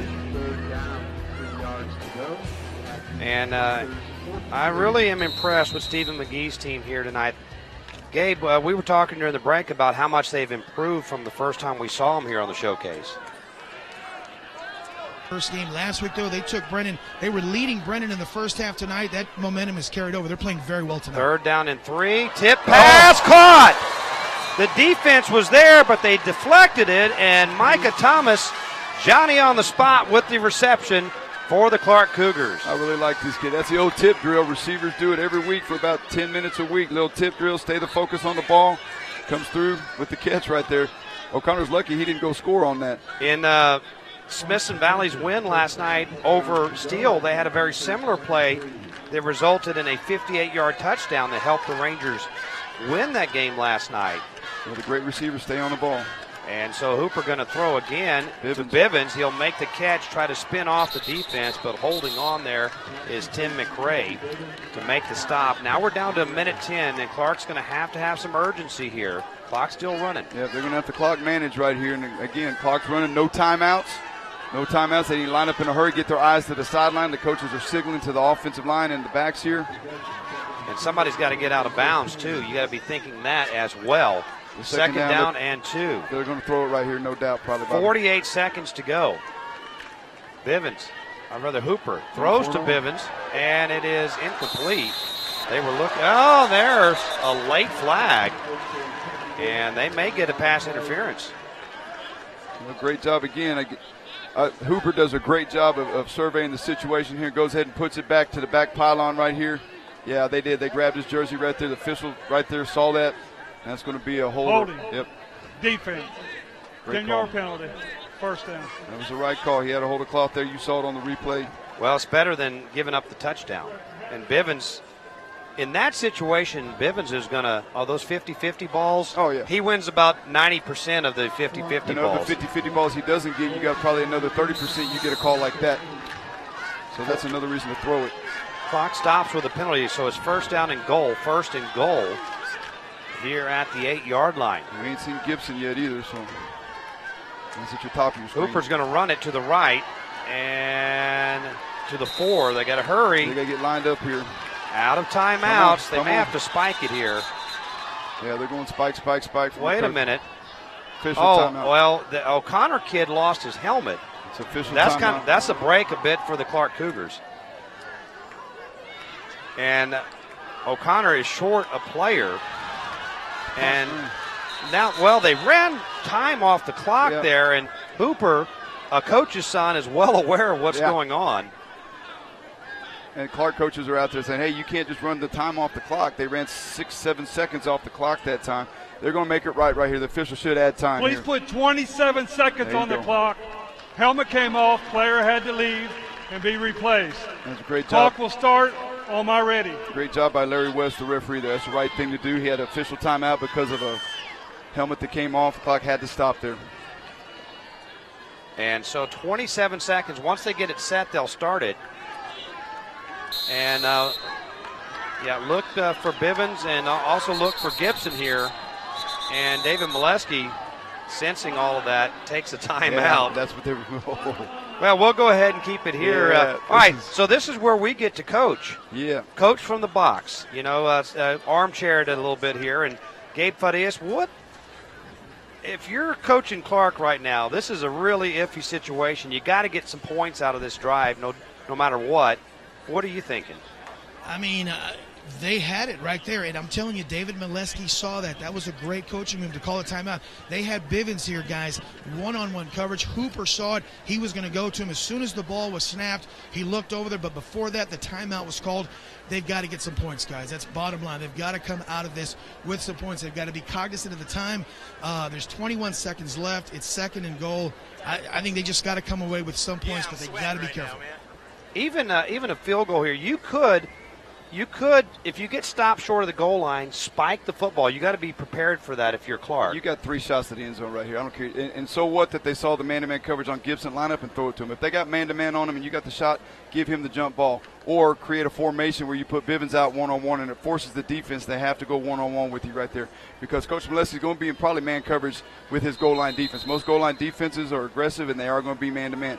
Or if you're going to bring a back out of the backfield, which Clark hasn't shown that yet. But you got to believe that Steve McGee said, okay, guys, if we get stopped short, you better hustle up and you better spike the ball if we're going to get at least the 3 points. I'm just saying they're probably going to go to the end zone, and that's not going to be an issue. But you're absolutely right. They got to be aware of that to spike the ball if that's the case. But they still got one-on-one up top here.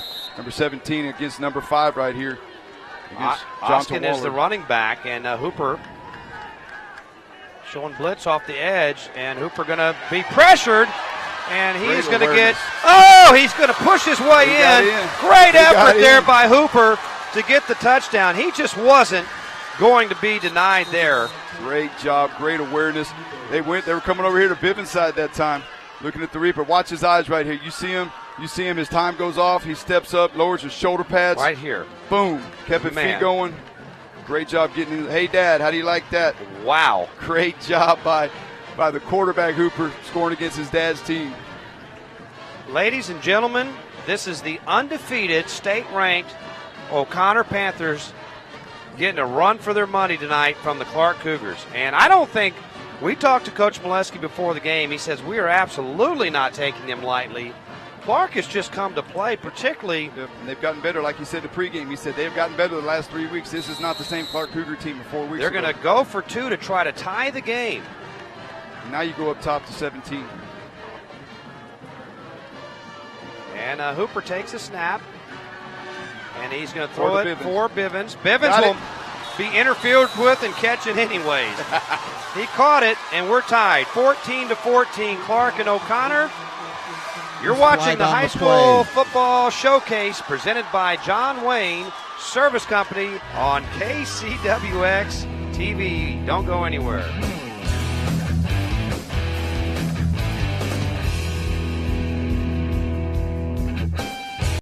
You hear Metro by T-Mobile now includes Amazon Prime? Really? I'm going to switch. That's smart. I'm also going to hit up that sushi joint. Get Amazon Prime included for only $40 per line for 3 lines. Metro by T-Mobile. According to the National Highway Traffic Safety Administration, more than 100 Americans die each day in traffic crashes, and more than 6,000 per day are injured. If you were injured in a car crash, call Thomas J. Henry. Thomas J. Henry handles serious auto accident cases and gets serious results for injured clients. Call today. Thomas J. Henry is available 24/7, nights and weekends. Hey, Metro PCS is now Metro by T-Mobile. What? Now you get unlimited high-speed data all month long. I'm switching. Well, that's smart. I'm also taking that bridge. The smarter way to get unlimited. Metro by T-Mobile. That's genius. Welcome back to Dove Ferris Stadium, our last game here in October. And it's a good one. As you see the effort here to get the 2-point conversion by Bivens, who's interfered with. Well, they brought the heat off the edge. Their man coverage like I expected that time. Great job coming back to the football, forcing the contact. I mean, that's what Bivens has done well tonight. He's got contact called on him in 2 penalties, and just the way he positions his body, you know. But that man-to-man coverage, when you're inside the 5, you got a little bit of options. Hooper did a great job putting the ball, and Bivens did a great job coming back to it. So we got a ball game, folks. Yeah, anyone who gave up on the Clark Cougars was sorely mistaken. They played very good last week. You know, it's just the loss that stands out that hurts them was that 17-10 loss to Stevens a couple of weeks ago. Had they won that game, the stakes would be even higher in this game because they would really be fighting for a playoff spot. They need a lot of help along with this win as they will squib it down the field. The clock doesn't start till they pick it up, and that is exactly what Taylor's going to do. And he's going to look for room, and there's not much there as he gets to the 13-yard line. And one play here for O'Connor, but I'm guessing they're just going to take a knee. You never know. You can give it to number 23, and he might take it out. Clark's going to have to, I would send everybody back. Take them back. And again, that's exactly what Coach Craig Westmoreland, defensive coordinator at Clark, like I said, he's been around the business a long time. It doesn't surprise me one bit that Clark's in this game. These guys are coached well, too, just like the O'Connor Panthers are. And Dodd's going to just take a knee, and that's going to end the first half. And Gabe's going to have Coach Stephen McGee of the Clark Cougars. And, boy, they deserve every bit of credit. All right, guys, whenever you're ready. Let's go down to the field with Gabe Fadias. Yeah, Coach, you made me run all the way to the other side of the field. Congratulations. Second straight week, a strong first half with the Cougars. What do you guys need to do to finish this? We got to play the same way. You're exactly right. Second straight week, tell us athletes in there that we played well the first half last week. We played well the first half this week. Now it's turning around, play well the second half. We take care of the football. We like our chances. Coach, offensively, 2 names that stand out, Hooper and Bivens. Talk about their play. Ben's throwing the ball up there well, and number 5, Bivens, is going up there and catching the ball. He's a great athlete. Coach, best of luck second half. Absolutely. Thank you. All right, guys, back to you.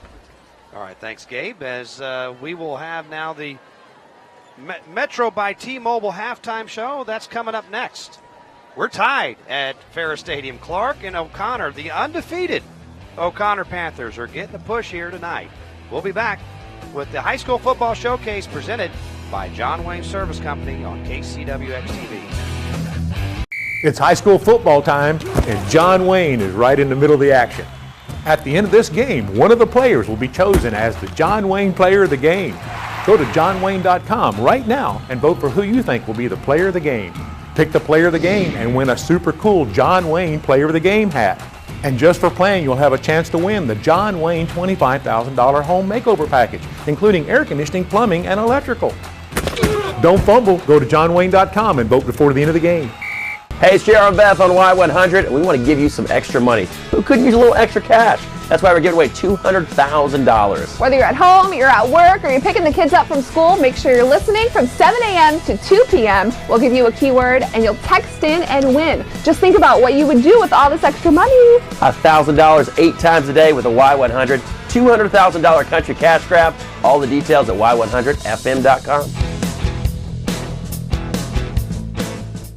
Bluebonnet Ford in New Braunfels is the #1 Ford truck retailer in all of South Texas. And here's why. 2018 Super Crew XLTs are posted at $13,500 off. Plus, get an additional $1,000 off when you finance with Ford. And 2019 F-250 Crew Cab 4x4s are posted at just $40,995. To get your best deal, go to bbmotors.com anytime or take that short drive up I-35 to Bluebonnet Ford in New Braunfels because... At Bluebonnet prices the difference.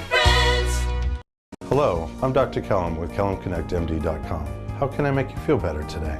There was a time when doctors made house calls. They do again at KellumConnectMD.com. Non-emergency illness? Simply go online to KellumConnectMD.com. In minutes, you can book an appointment and see a licensed medical professional, all from the comfort of your own home or office. Your life is busy enough. Don't spend it at the doctor's office. Get medical care online and on time at KellumConnectMD.com. And welcome to the Metro PCS halftime show here at Ferris Stadium. We are tied 14-14. The Clark Cougars surprising everyone, including us, as they are even Steven with the undefeated Oconnor Panthers. Bobby Stotzenberg joined by Andy Skelton here in the booth for the Metro PCS halftime show. Andy, it started off like everything we expected. Oconnor dominating the game, scoring on their first two possessions, making it look easy. They were going to run away with this game, and then all of a sudden the Clark Cougars, they made some adjustments defensively. Benjamin Hooper, his dad coaches at Oconnor. He doesn't want dad to win tonight. I just see a great determined effort by the Clark Cougars here tonight, and they're in this game. Well, this is why I love high school football. These kids on both sides of the ball are being coached by great coaches, man. And it doesn't really surprise me that Clark is going to be competitive. Everyone's like, oh, they're not this, that. They're playing because it's Oconnor, and they're undefeated, man. And Hooper's playing against his daddy, you know, and daddy's not going to take it off his son either, you know, and that's kind of how this thing works. And if you're a true competitor, which the coaches are on both sides of the ball tonight, you're getting a great performance. You're seeing a great chess match if you know what you're looking at. Again, offensive coordinator Hooper from Oconnor, defensive coordinator Craig Westmoreland. I like the battle going back and forth here, and then flip-flopping. You know, Coach Valesky's defense is playing lights out, but they're doing a great job of. We finally saw Oconnor in third down. We didn't see him in third down the whole first quarter, and they became a different team when they had to go third down. So I'm excited. I'm excited to see the second half and how this thing's going to play out. Well, the game of football is won by those guys that stick their hand in the dirt down up front, and early on, Oconnor was just blowing Clark off the football. I got to say, the Clark defensive line has held up very nicely against what is known as a great offensive line for Oconnor. I think that's the turning point of the game. The offense is doing a much better job for Clark, but defensively, particularly up front, they're not getting pushed around anymore. No, and we had Geyer as our pre-game impact player. He's doing a great job of getting in there. And again, you see Dodd. Dodd was frustrated. That kid, he's a great quarterback. He doesn't panic, but anytime you make a quarterback have to step off and you change his line of sight and you get out of his 1-2-3 throw, he loses his rhythm. The receiver's out. You know, Locke had a chance to catch a couple balls. It's off his fingertips. So yeah, the Clark defense is actually harassing the Oconnor offense well. All right, folks, we will be back, and when we return, a lot of great action last night, an absolute classic in Alamo Heights and Kerrville-Tivy. That'll be amongst the highlights from the Friday Night Blitz team. We'll catch up with that in just a moment as the Metro PCS Metro by T-Mobile halftime show continues. We're tied 14-14, Clark and Oconnor. You're watching the High School Football Showcase presented by John Wayne Service Company on KCWX-TV. You hear Metro by T-Mobile now includes Amazon Prime? Really? I'm going to switch. That's smart. I'm also going to hit up that sushi joint. Get Amazon Prime included for only $40 per line for 3 lines. Metro by T-Mobile. It's high school football time, and John Wayne is right in the middle of the action. At the end of this game, one of the players will be chosen as the John Wayne Player of the Game. Go to johnwayne.com right now and vote for who you think will be the Player of the Game. Pick the Player of the Game and win a super cool John Wayne Player of the Game hat. And just for playing, you'll have a chance to win the John Wayne $25,000 home makeover package, including air conditioning, plumbing, and electrical. Don't fumble. Go to johnwayne.com and vote before the end of the game. We may not all have the knack for building things, but we all can appreciate craftsmanship when we see it. That's Southwest Homes. You can see it in the details, the quality materials, the included features that are considered upgrades by other builders. From the engineered foundation to the last shingle, there's no better feeling than watching our new Southwest home being built on our land. We wouldn't want it any other way. To top it off, available 100% financing. Southwest Homes, your dream, your land, your Southwest home. Get just announced 0% 72-month financing on all new 2018 Lincoln MKX models. We're selling down our remaining new 2018 inventory to make room for the 19s, like this 2018 Lincoln MKX SUV with Apple CarPlay, remote start, and the most legroom in its class. Posted for just $33,995 or leased for $359 a month with 2 years of complimentary maintenance included. Visit North Park Lincoln, San Pedro and Loop 410, San Antonio. Yep, just two smart guys saving money at San Antonio's newest auto parts recycling yard, AAA Auto Recyclers. Come check out our new lower prices and large inventory. Be smart and save money at AAA Auto Recyclers, Highway 16 South.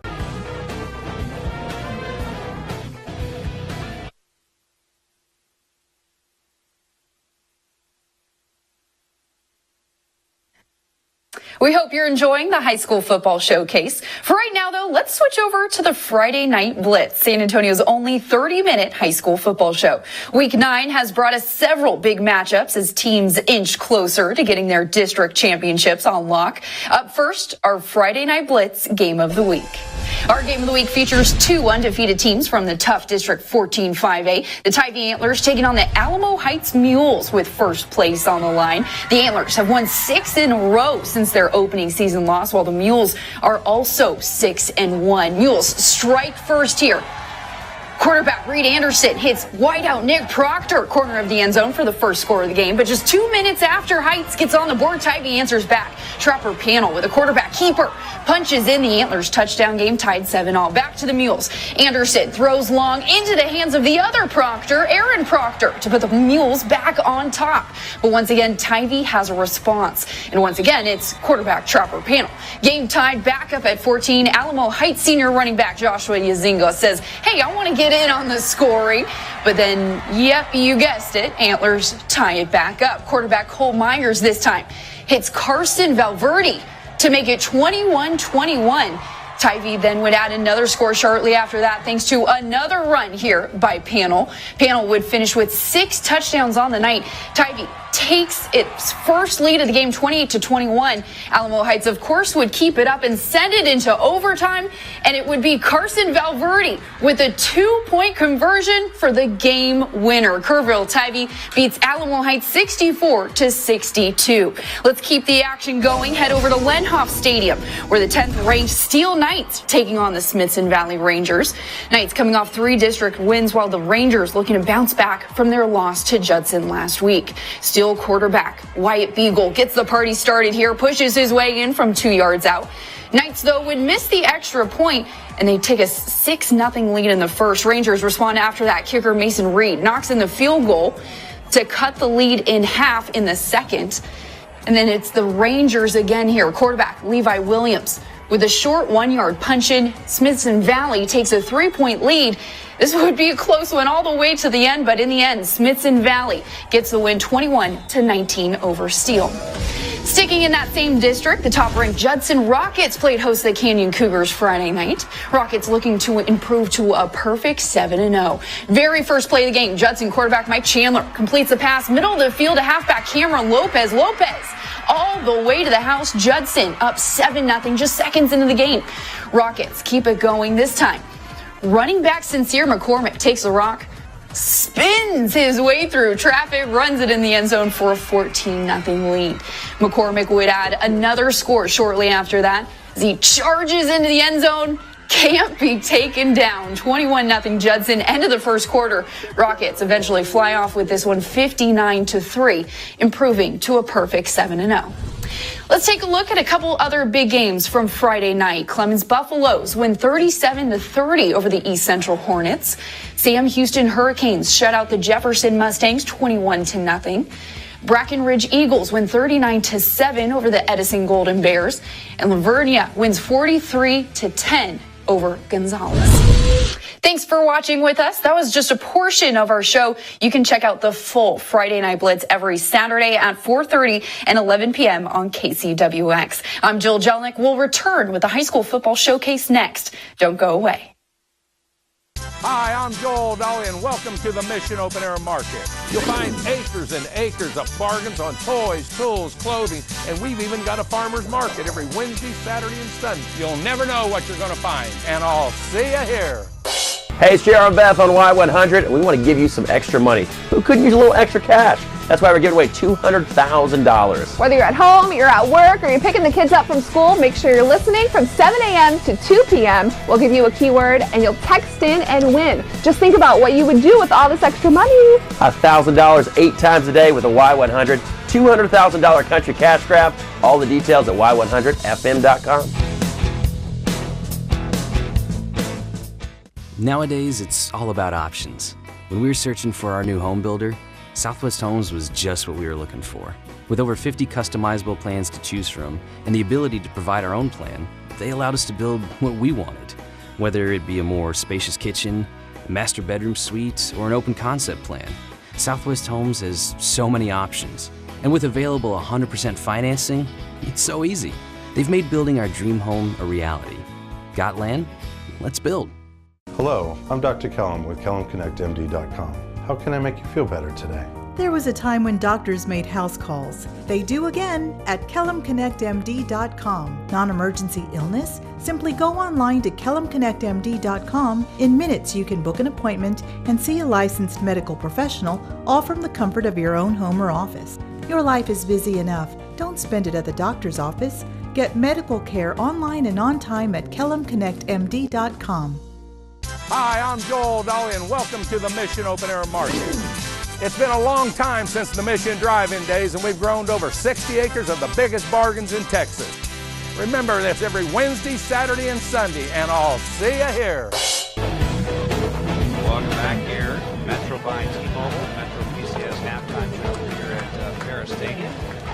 And a bit of a surprise here as the number 2 ranked team in the city and undefeated Oconnor Panthers are getting a real push here by the Clark Cougars as we're tied at 14 at the half. It didn't look like it was going to be that way at first. After the Clark Cougars were stopped on 4th down, O'Connor's first possession of the game, they kept it on the ground, 6 plays, 50 yards, and it was Zion Taylor to finish off. Yeah, getting up in behind those big offensive linemen, a heavy dose of the run there, rewarded them with the touchdown there on that first drive. Second possession comes, again, a short field. They go 4 plays and 55 yards, and they bring the big fella, Jordan May, in to finish. Yeah, he's a big guy right here, always following forward after contact. 3 or 4 guys hit him. He falls into the end zone for touchdown number 2. It looked like it was going to be a blowout at that point, but then Clark puts together a really impressive drive. They go 14 plays, 76 yards, 5 minutes and 57 seconds, and it's Ben Hooper to Kenneth Bivens. Yeah, great job on his little flag route right here. Throws it where he can get it right here, and he goes and gets it.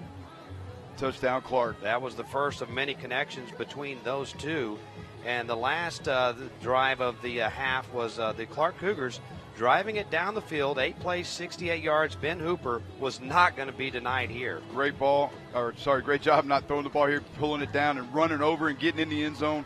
Great determination that time to come up and tie the ball game. And then they have a 2-point conversion catch by Bivens to tie the game. Clark had missed their first extra point, so it was here's the 2-point conversion that tied it because it was 14-12 at that point. And even got a pass interference call here, but great job going and getting the football. The penalty obviously is going to be declined.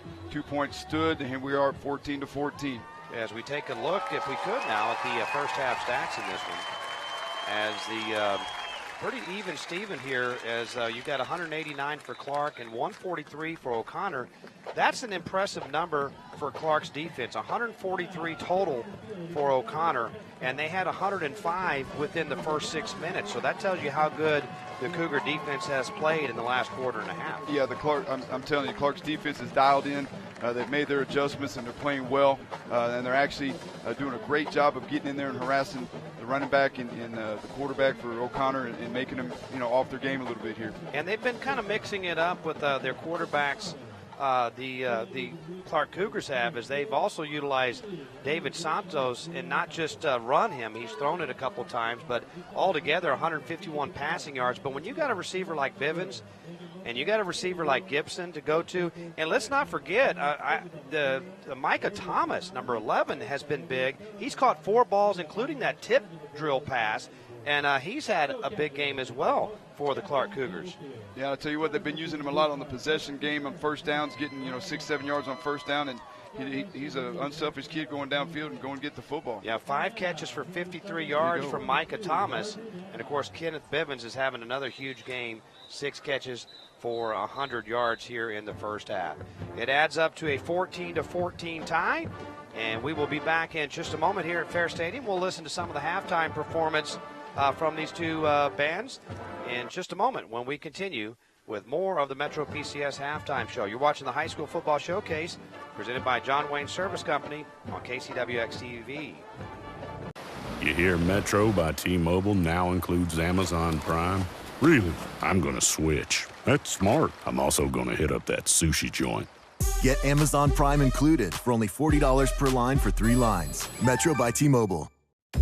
Company cars, trucks, SUVs, vans, and fleet vehicles are involved in thousands of accidents every year. An accident with a company vehicle is not just another car accident. If you were injured in a company vehicle accident, call Thomas J. Henry. Thomas J. Henry handles serious company vehicle accident cases and gets serious results for injured clients. Call today. Thomas J. Henry is available 24/7, nights and weekends. We may not all have the knack for building things, but we all can appreciate craftsmanship when we see it. That's Southwest Homes. You can see it in the details, the quality materials, the included features that are considered upgrades by other builders. From the engineered foundation to the last shingle, there's no better feeling than watching our new Southwest home being built on our land. We wouldn't want it any other way. To top it off, available 100% financing.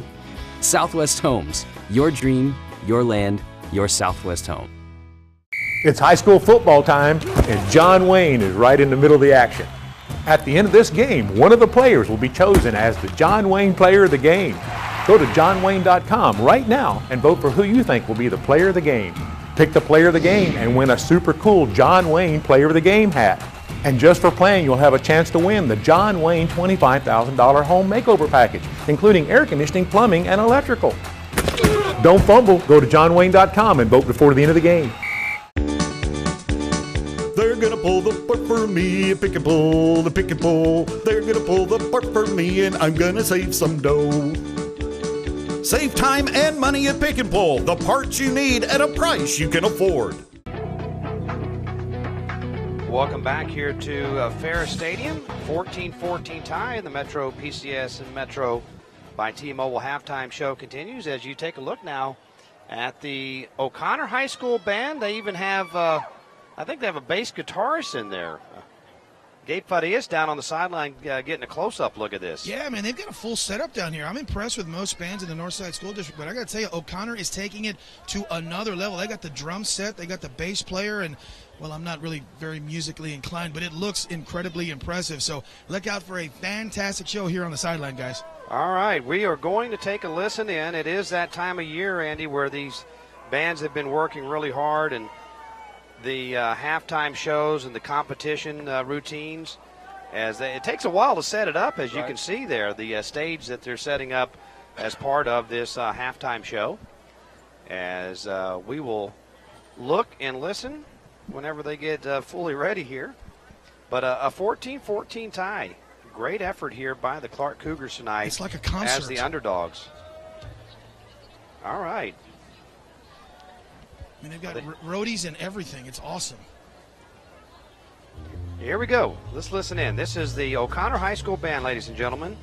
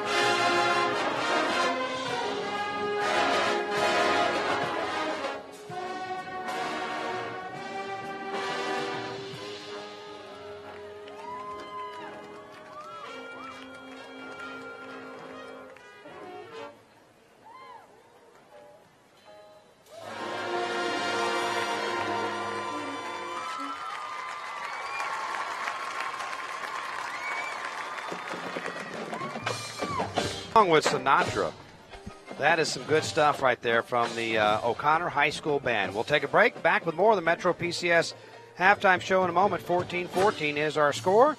You're watching the High School Football Showcase presented by John Wayne Service Company on KCWX-TV. It's high school football time, and John Wayne is right in the middle of the action. At the end of this game, one of the players will be chosen as the John Wayne Player of the Game. Go to johnwayne.com right now and vote for who you think will be the Player of the Game. Pick the Player of the Game and win a super cool John Wayne Player of the Game hat.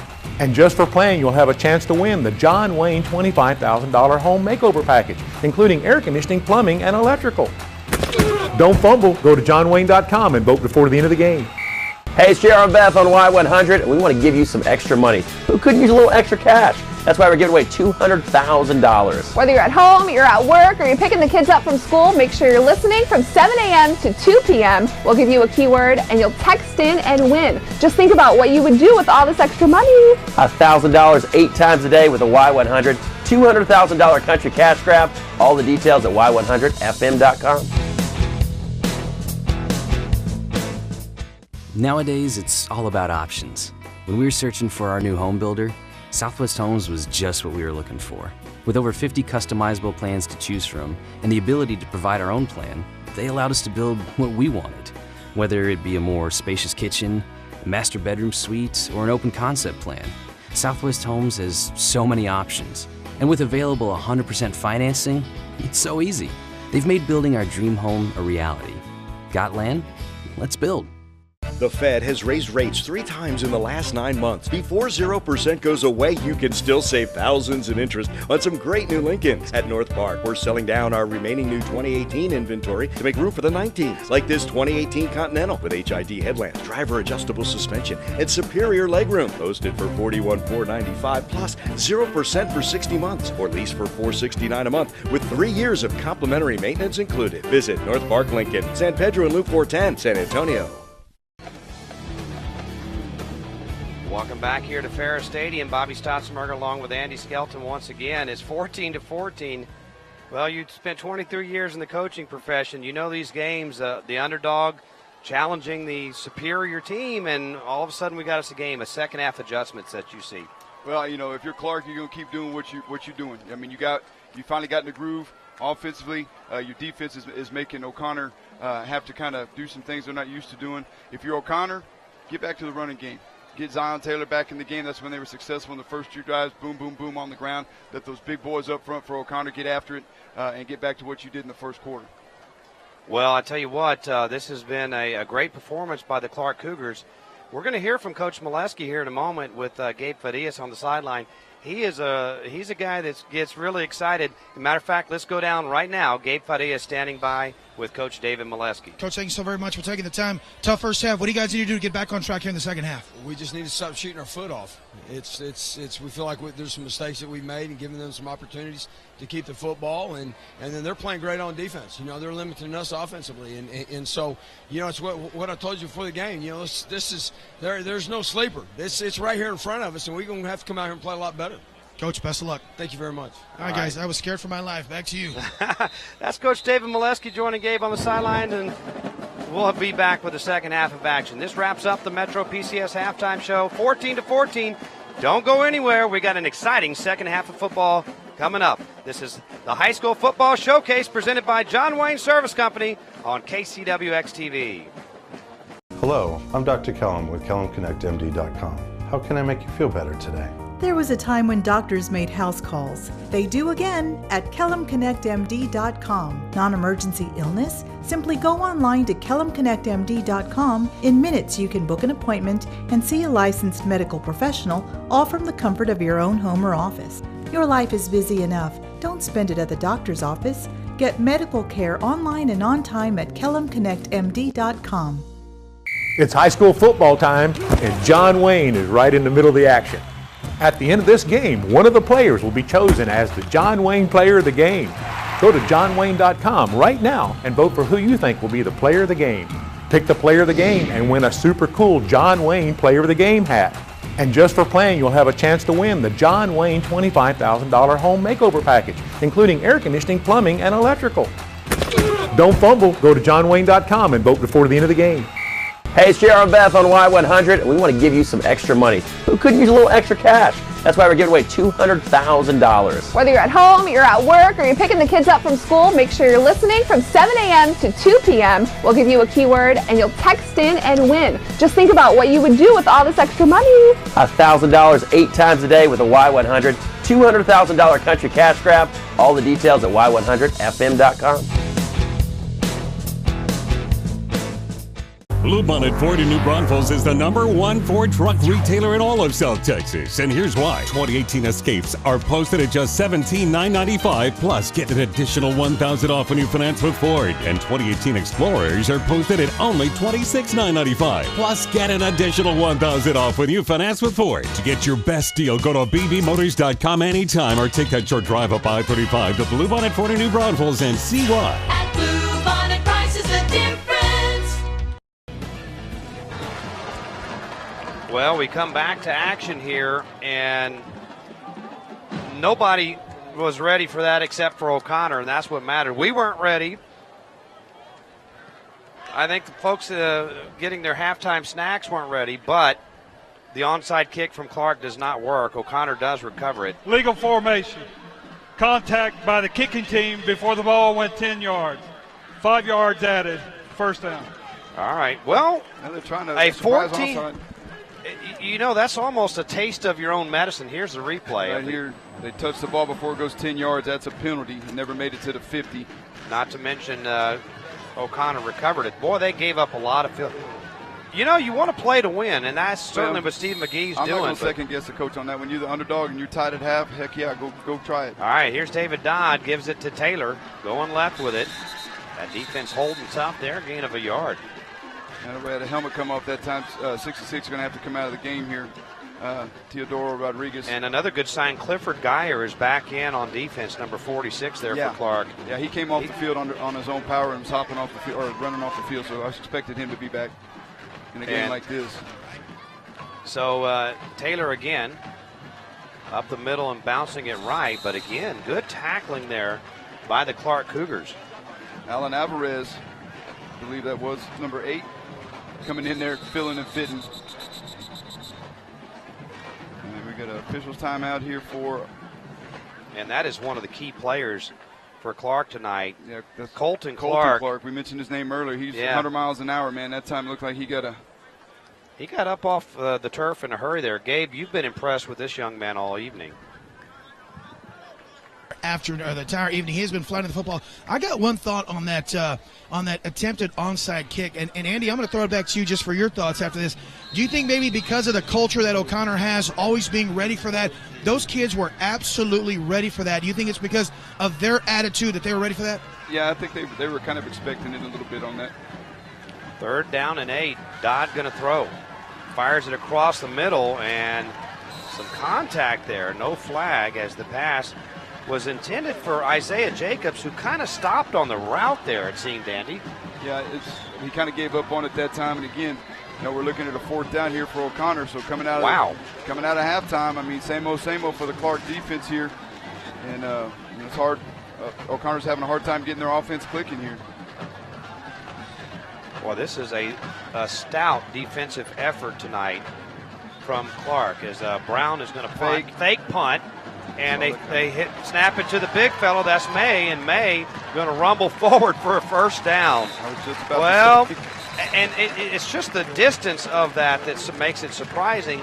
I suppose because of the field position that they had, they decided to roll the dice there. And Jordan May, the up back, 250-pound running back. Yeah, he's not going to break away. He's not the breakaway guy. All he needed to get was 14 yards or 13 yards there. But I was just about to say that, hey, I wouldn't be surprised if Coach Molesky takes a chance here on a fake punt. Look at the big fella move, though. He move. He moves good, and he doesn't go down on first contact very often. Yeah, that's a pretty good rally by Clark, but still able to get first down. Now they're going to flare it along the sideline to Castillo, and he'll head up the sideline with a good gain on first down. That's about 9 yards. And that's first catch for him tonight. Well, they give him a spot at the 20, so that'll be a first down. Yeah, he's a big part of their offense on the quick passing game like that. So look for them to start doing some of that, maybe to get Dodd settled in and dialed in here. Well, Oconnor flipped the script there with the fake punt, and they executed it. And now Dodd Going to throw it out to the left side. Castillo again, this time very well covered by the Cougars. They flew to it. Yeah, nobody fooled on that one there. They were there on time and in a hurry there, and all they did was flip the hash mark here for the Oconnor offense. We got just underway here in the second half. We got Isaiah Jacobs in at wide receiver as well down here at the bottom of your screen. Another big body in space. It is 2nd down and 10. Dodd back to pass. Going to fire it across the middle, and this almost intercepted. Wow. They're having a real tough time getting the ball to Locke, number 15 for O'Connor. They're really, really trying to get it to him. He's a big body. And again, I mean, hats off to Clark defense. They're getting there. Zachary Solis, number 23, was right in the middle of that. Thought he might have scooped that for an interception there, but in any case, it brings up 3rd down. Another 3rd down for O'Connor. They're in field goal range here to try to take the lead as Dodd rolls to his right. Going to fire it complete at the 11-yard line. That's going to be tantalizingly close to the 1st down. If not a 1st down, Isaiah Jacobs hauls it in there. Yep, big body frame right there. I said he was in the ball game. He's a big old tall lanky kid, goes up and gets the football here. A little bit short. It looks like it's going to be a 4th down and 2 here. Boy, I would bring Big May in here. Well, but they're going to keep Taylor in. They're going to go for it. Yep. 4th down and 2. Watch the fullback. That's where they're going. Taylor. Close. I think he has it. He needed the 10, or just right at the 10, and he gets inside of it for the Panther 1st down. And, I like that offense right there. That's old school 2-back. Casey Ames is the fullback, number 44.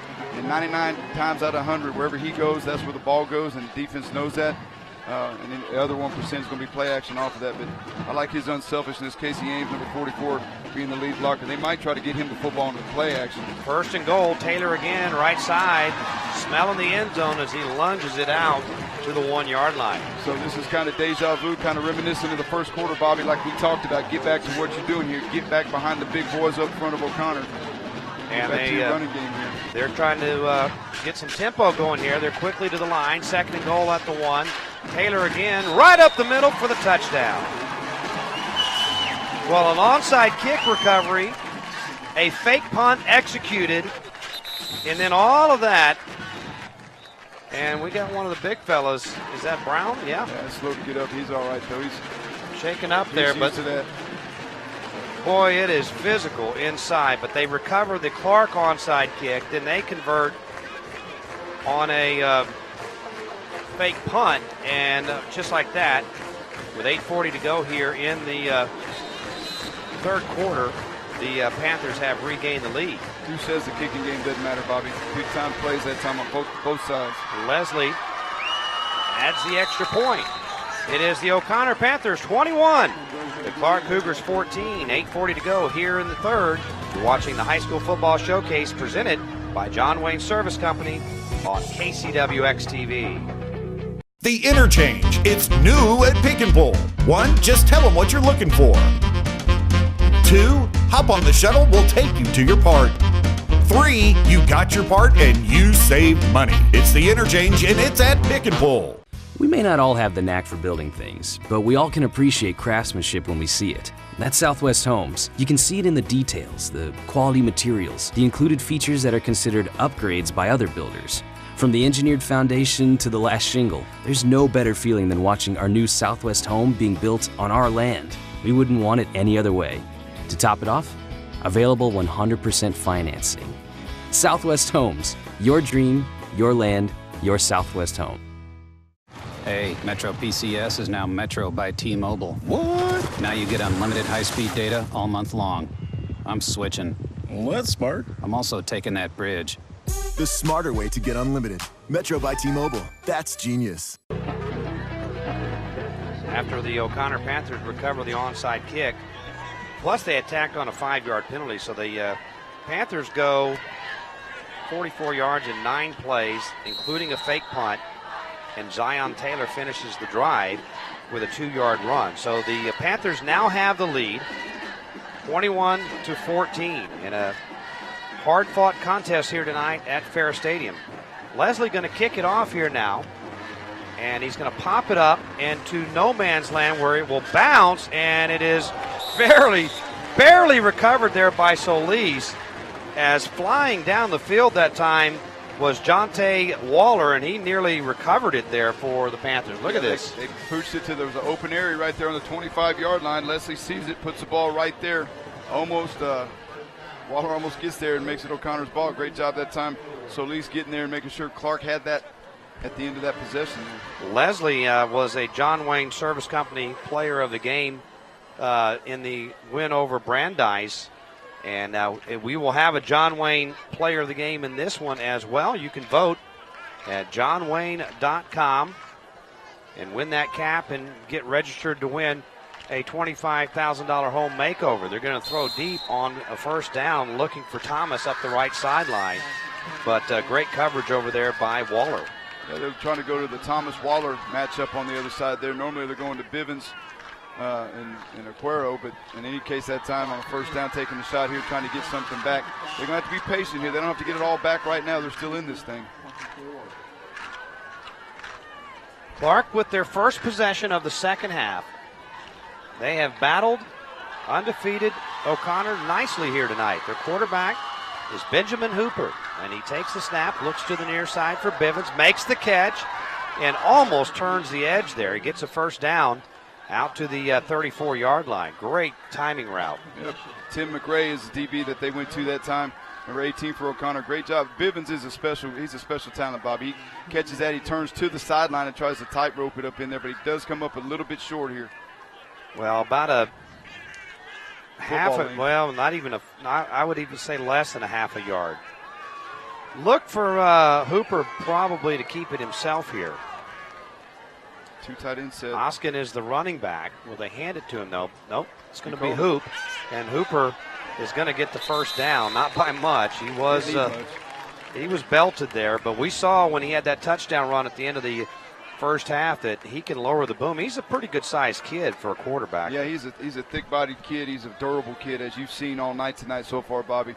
He when he ran over people and got in the end zone earlier, so they're not afraid to get him to come downhill and take those shots and give those shots. He's kind of like a fullback playing quarterback. He's built like a fullback. I've seen some quarterbacks look like offensive guards that work pretty good too. Oskin, the running back, twin receivers right. Bivens down at the bottom of your screen on the left side of the formation. First down and 10. Hooper's going to look for him, and he finds Bivens. Bivens working through two tacklers, and a great effort there after the catch to get a yard short of the first down. Yep, and Clark's offense right back where they left off in the first half. They're getting the ball, high percentage passes to Bivens and to Thomas right here. Little high percentage. Good job after the catch here, staying low and trying to get some extra yardage here. Second down and 1 here. Good drive here by the and I like the pace, the patience it seems that Clark is kind of showing here. They're being methodical, and they have a second down and 1.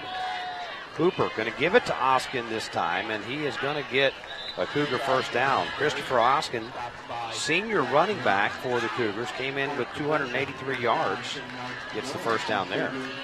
Yeah, he's a possession kind of running back, comes in and gets his carries, gets his touches, that takes some of the contact off your quarterback run game. 4 carries for 15 yards after that one. First down, Clark Cougars. O'Connor starting to creep up to the line of scrimmage here. Hooper going to throw again, looking for Bivens, but misfires that one. Trying the inside hitch route that time, and it was nothing doing that time. Great coverage put on the outside out there. Again by number 18 O'Connor, Tim McRae. And even when it's clear that every defense that defends Clark's going to put an emphasis on trying to figure out how to stop Kenneth Bivens, he's still productive. Yep, and don't forget, we haven't heard from number 17 yet, Mr. Gibson. Luke Gibson down here at the bottom of the screen. He's a big target. They got press coverage on him down here. And they're going to look out and throw it underneath again to Thomas. That's work tonight all night, and he'll run for the first down. So they send Bivens downfield, and then they run Thomas underneath, and he's open again. Great job clearing it. Bivens does draw a lot of attention like we saw earlier, and that opened up the flat route right here. Take a look at the replay. It's coming at you here to your left side. Bivens is clearing, run the out route by number 11 here. Good job making the guy miss and coming and getting the first down. Good camera angle. First down and 10 at the 41-yard line.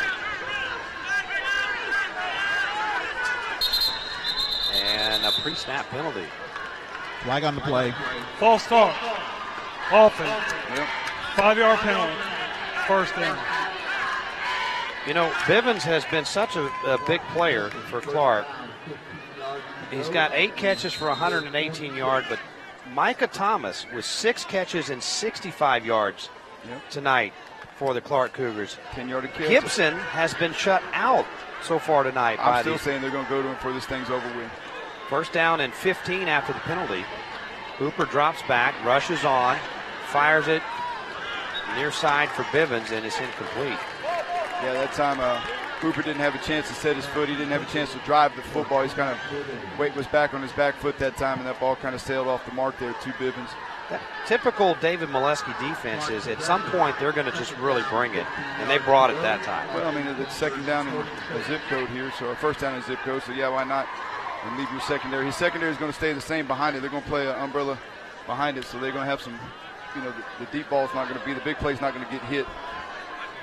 So it's second down and 15 for the Clark Cougars, trailing by 7 as Santos is in at quarterback. He's going to run the quarterback draw, and he's going to get back to the original line of scrimmage and maybe a yard further at the 40, setting up a third down and 9. You know, third down and 9 is a lot more manageable than third down and 15 here. That's a pretty good tough run by Santos coming in. And again, here we have the quarterback's being flip-flopped here. Cougars are 3 out of 7 on third down conversions tonight. They're moving right to left here on your screen. They're at the just short of the 40-yard line in Oconnor territory. Hooper. And a timeout here from Clark. So 5:24 to play here in the third. Clark on the move. They trail Oconnor 21-14. You're watching the High School Football Showcase presented by John Wayne Service Company on KCWX-TV. Every 2 minutes in the U.S., someone is injured in a drunk driving crash. Nearly 1/3 of all traffic deaths in the U.S. are caused by drunk drivers. If you were injured in a drunk driving accident, call Thomas J. Henry. Thomas J. Henry handles serious drunk driving cases and gets serious results for injured clients. Call today. Thomas J. Henry is available 24/7, nights and weekends. Bluebonnet Ford in New Braunfels is the #1 Ford truck retailer in all of South Texas. And here's why. 2018 Super Crew XLTs are posted at $13,500 off. Plus, get an additional $1,000 off when you finance with Ford. And 2019 F-250 Crew Cab 4x4s are posted at just $40,995. To get your best deal, go to bbmotors.com anytime or take that short drive up I-35 to Bluebonnet Ford in New Braunfels because... At Bluebonnet, price is the difference. Well, an early timeout taken by Stephen McGee's Clark Cougars, but they're trying to convert here on their first drive of the second half. Hooper, deep drop, pocket collapses, and now he's going to get sacked, and his helmet taken off at the 46-yard line. Yeah, great job that time. A lot of pressure applied by Anthony Knight, number 48 there. You saw him come in. Hooper's got to come out. He's the punter. Yeah, this is a bad situation for Clark. Good job coming off the block there. Quarterback stepped up, made a good play there. You don't want to burn your second time out here. And, well, Hooper's still in. He's the punter. I don't know what the... And it's fourth down, and now David Molesky. Yeah, Coach Molesky's going to... He's noticing that. Saying that's not right. I think he's got to come out of the game. What a terrible situation. That's one position that you typically don't have a backup in is punter. What do you do here if you're Clark? You don't want to burn another time out. That was heads up on Coach Molesky to make that. That's the rule. What do you do? Well, they're causing a little bit of confusion over here. Well, it looks like they may just put Santos in and go for it. Well, Hooper is in the game. Yeah, Coach Molesky is not happy about that. That's not. He can't be out there. No. Well, Coach Molesky called a timeout, and now he wants to talk to referee Larry West. In the meantime, we have a special guest down on the sidelines. What you do is you throw it down here, and I've got Ileana Campos. She's the Oconnor Panthers cheerleader sponsor. Thank you so very much for taking the time to join the broadcast. Talk about the cheerleaders. How are they doing this year? They're doing well. You know, this is my second year coming to Oconnor, and these girls have been working hard. We have some tremendous athletes that are just ready to go to nationals, which is our biggest accomplishment that we want to achieve. We want to bring home a national title. Last year we got second, so they're ready to go back and bring them home. And I think the one thing that they look at the cheerleaders and they don't think athleticism, but being down here every step, these girls are just as athletic as any athlete at Oconnor. Yes, definitely. You know, most people see this part of the cheerleading, you know, cheering on the sports and everything, but there's so much athleticism that goes into it, and these girls really work hard. Congratulations and best of luck on the rest of the year. Thank you so much. Appreciate it. All right, guys, just so you know, I got cut from the McCullum cheerleading squad when I made the attempt, so back to you guys. Gabe were a base? I'm guessing Gabe would be a base if he were a cheerleader. Well, I would be a base, right? It's because he really. really. I think you're a flyer. She said I'd be a flyer. A flyer. Gabe, that's the reason you got cut, because you tried out for flyer. I tried out for flyer. That's exactly why I got cut. And gravity is a son of a gun, man. I'm just saying. Gravity is undefeated, guys. That's all I'm going to say. Can you see Gabe at the top of a pyramid with a skirt? That'd be awesome. He's falling. Well, all right. Guess what? Hooper gets to stay in now because Coach Molesky called the timeout, but he gave the referee earful here. That was the wrong call. That was part. Well, because but I wonder if he's going to quick kick here. His fourth down. No, he's going to go for it, and they're going to throw the ball across the middle, and it's trying to get the Bivens across too high. Yeah. Well, the only reason that Hooper got to come back in the game is because Molesky called a timeout. But he was still going to be back absolutely in the game. livid mad that Hooper got to stay in the game. The way it works, he called a timeout just to give the earful. The rule is if a player loses his helmet during a play, he has to come out for one play, or the coach can choose to call a timeout. So that was what Coach Molesky was adamant about, is that he's not allowed, and that was third down, and Hooper was the punter, and he was trying to come in and punt. So that's what all that was about. So O'Connor takes over on downs. They lead at 21-14. A chance to put some distance here now if they can go down and score. Clark's defense going to have to come up big right now. Little pistol look here. And they'll turn and hand to Taylor. Big hole on the left side, and he'll get to midfield in a gain of 6 yards. That's the first time we've seen that look at O'Connor's offense tonight, where they put the running back behind the quarterback in the shotgun called the pistol. And that changes up at the defense's look a little bit, because now he's in the middle of the formation. He can go left or he can go right. And that time he came straight ahead, right behind the fullback that time, Casey Ames. And behind Logan Parr and Brandon Brown as well. Second down. And this one is thrown out to the flat. Castillo makes a nice move after catch, and he'll get a first down to the 40-yard line. He almost went down there right as he caught the ball, too. Yeah, kind of low to the ground. I don't know if he might have. In case it counts for the first down here. Castillo doing a good job after the catch. We didn't see him much in the first half, so now they're trying to work him the ball in here. He's a vital part of that receiving corps for O'Connor. He is the leading receiver in terms of number of catches as Taylor gets the handoff. Nice run as O'Connor decided to go physical here in a gain of 5. Well, that's what we talked about as our adjustments here. You saw they had success in the first quarter. Coach Molesky knows they had success in the first. Coach Hooper knows they had success in the first quarter. Give it to your running backs. Give them a heavy dose of those big guys up front. Run behind 75 and 71, Parr and Brown, and let's go. Second down and 5 now. Dodd going to throw. Looks, has a man, and is caught for a first down, and there's Castillo again. Spins off of one tackle and forward to the 24-yard line. A pickup of 16 yards and a Panther first down. And then they're putting Castillo out there on Jeremy Gutierrez, the cornerback number 2 for Clark, and he came up and could have been there for no gain, and he kind of mistackled right there, and they were able to pick up some yardage there. Castillo now with 3 catches and 30 yards, and his first down. Back on the ground now to Taylor. Flags fly as he gains about 3. Flag on. Ball field. Now O'Connor shoots themselves in the foot, or as Coach Molesky says, shoot the foot off. Yeah. Not even the pinky toe, the whole foot. Well, Chase Locke is the yardage receiving leader on the season with 378, so he averages about 16 yards a catch, and Castillo more the possession guy, about 10 yards a catch for the season. Both of them with 3 catches tonight. Right. Locke should have a couple more. They were just off his fingertips. First down and 20 now for the Panthers from the 35. Lots of time for Dodd to throw. They're going for Locke, and he catches it. The defender took a chance, and Locke lunges for the end zone. Touchdown. Chase Locke. The defender took a chance, went for the ball.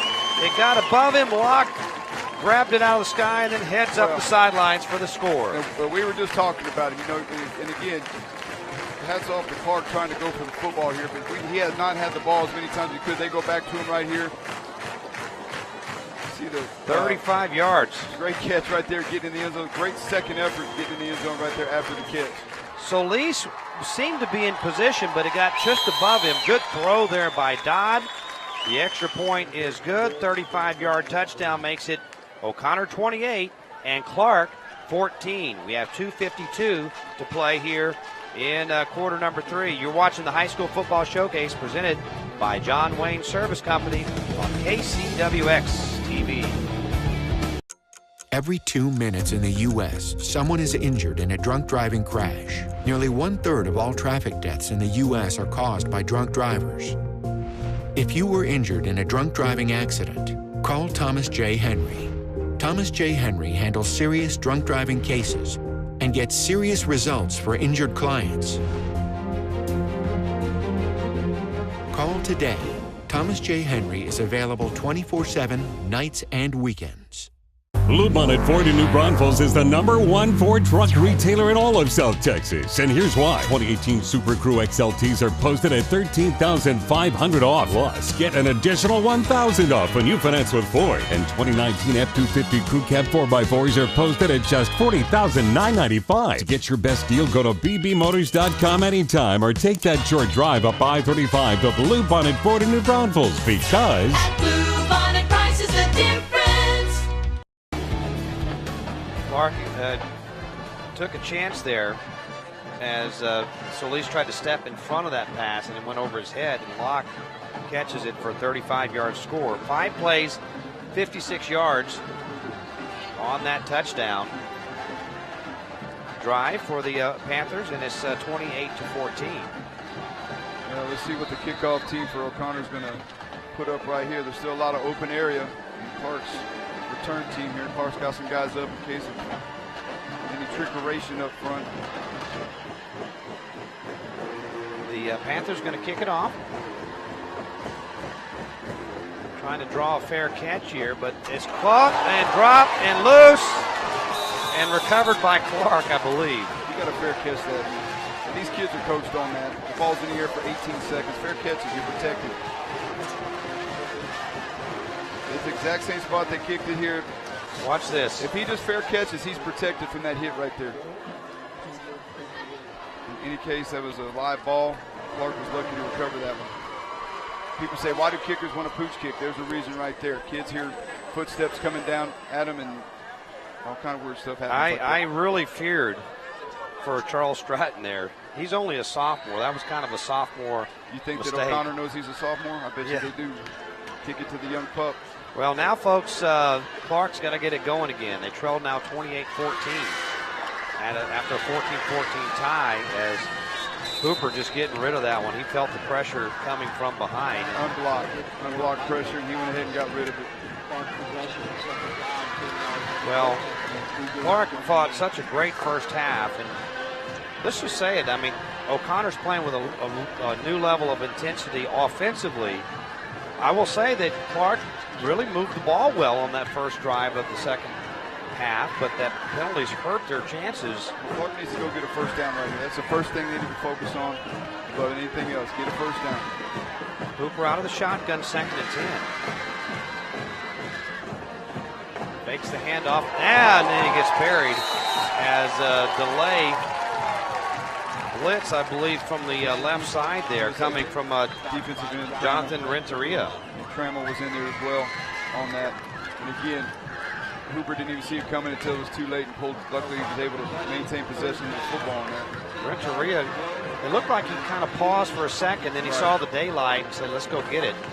I don't know if the protection up front for Clark, I don't know what's happening, but that's 2 plays in a row that they let a guy go on a straight drop back. So.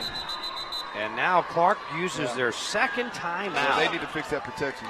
2:08 to play in the third. O'Connor 28, Clark 14. You're watching the High School Football Showcase presented by John Wayne Service Company on KCWX TV. Every 2 minutes in the U.S., someone is injured in a drunk driving crash. Nearly 1/3 of all traffic deaths in the U.S. are caused by drunk drivers. If you were injured in a drunk driving accident, call Thomas J. Henry. Thomas J. Henry handles serious drunk driving cases and gets serious results for injured clients. Call today. Thomas J. Henry is available 24/7, nights and weekends. Bluebonnet Ford in New Braunfels is the #1 Ford truck retailer in all of South Texas. And here's why. 2018 Super Crew XLTs are posted at $13,500 off. Plus, get an additional $1,000 off when you finance with Ford. And 2019 F-250 Crew Cab 4x4s are posted at just $40,995. To get your best deal, go to bbmotors.com anytime or take that short drive up I-35 to Bluebonnet Ford in New Braunfels because... At Bluebonnet price is the difference.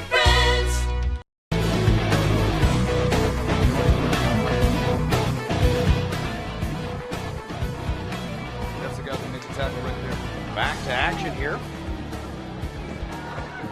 3rd down and 15. Clark's used 2 timeouts. Bivens, deep drop, throws it deep, and incomplete. Looking for Christopher Oskin, and Clark will have to punt. That's a bad drive for Clark for a couple of reasons. They burned a timeout.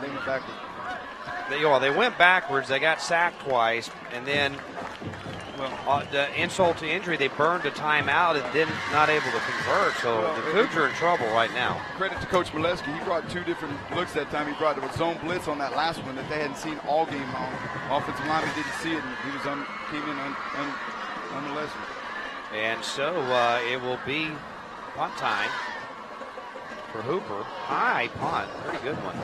And it's going to take a forward roll out of bounds at the O'Connor 42-yard line. Again, next week, ladies and gentlemen, this O'Connor team, if they can hold on here and win, they'll be 8-0, and they will take on the Brennan Bears, who are 6-2, but winners of 6 straight.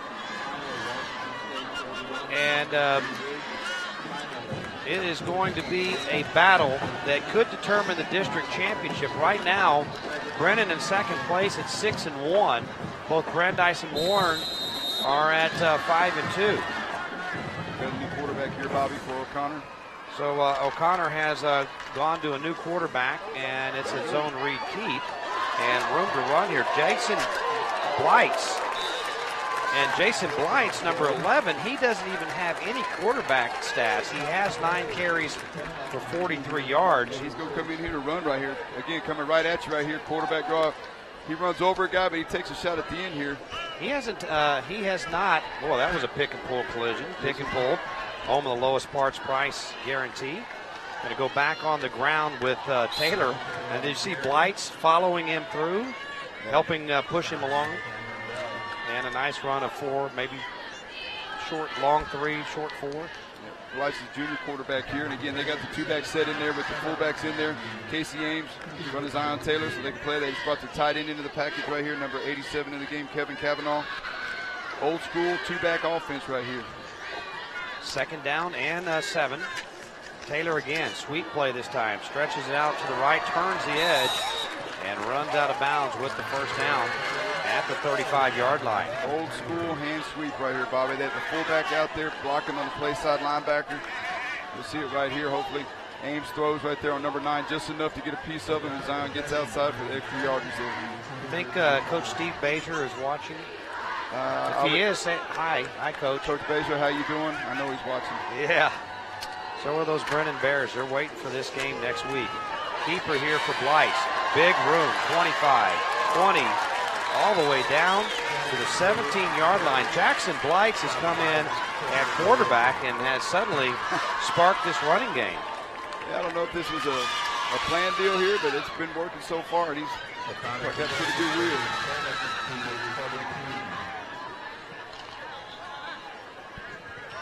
So a first down.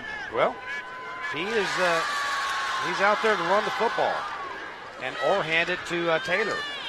And Taylor takes it forward. Now, you know what's interesting about this move by David Molesky? David Dodd had kind of found his rhythm as a quarterback throwing the football. So how about that? Your quarterback's doing well all of a sudden. You pull him out, and that will do it here in the third quarter of play. So O'Connor gets 14 in that third quarter, and they go to the fourth quarter with a 28-14 lead over the Clark Cougars. You're watching the High School Football Showcase presented by John Wayne Service Company on KCWX TV. Hi, I'm Joel Dolly, and welcome to the Mission Open Air Market. You'll find acres and acres of bargains on toys, tools, clothing, and we've even got a farmer's market every Wednesday, Saturday, and Sunday. You'll never know what you're going to find, and I'll see you here. Hey, it's JR and Beth on Y100, and we want to give you some extra money. Who couldn't use a little extra cash? That's why we're giving away $200,000. Whether you're at home, you're at work, or you're picking the kids up from school, make sure you're listening from 7 a.m. to 2 p.m. We'll give you a keyword, and you'll text in and win. Just think about what you would do with all this extra money. $1,000 8 times a day with a Y100, $200,000 country cash grab. All the details at Y100FM.com. Hi, I'm Joel Dolly, and welcome to the Mission Open Air Market. It's been a long time since the Mission Drive-In days, and we've grown to over 60 acres of the biggest bargains in Texas.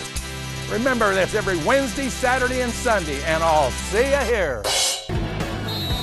Well, we start the fourth quarter, and O'Connor trying to put this one away, perhaps. They brought in Jason Blights to play quarterback and do this, try to run the ball, and he spins off of a tackle, heads to the sidelines, gets to the 10, to the 5, and a great effort there by Jackson Blights to get a Panther first down. It looked like he was dead to right, stopped in the backfield. This is kind of elusive. He's coming right at you here. Spins off. Looks like he's dead to right right here. He's able to get the corner and almost get in the end zone here. And that was our impact player, Clifford Geyer, that he broke the tackle from. Tackled him too high there, or tried to.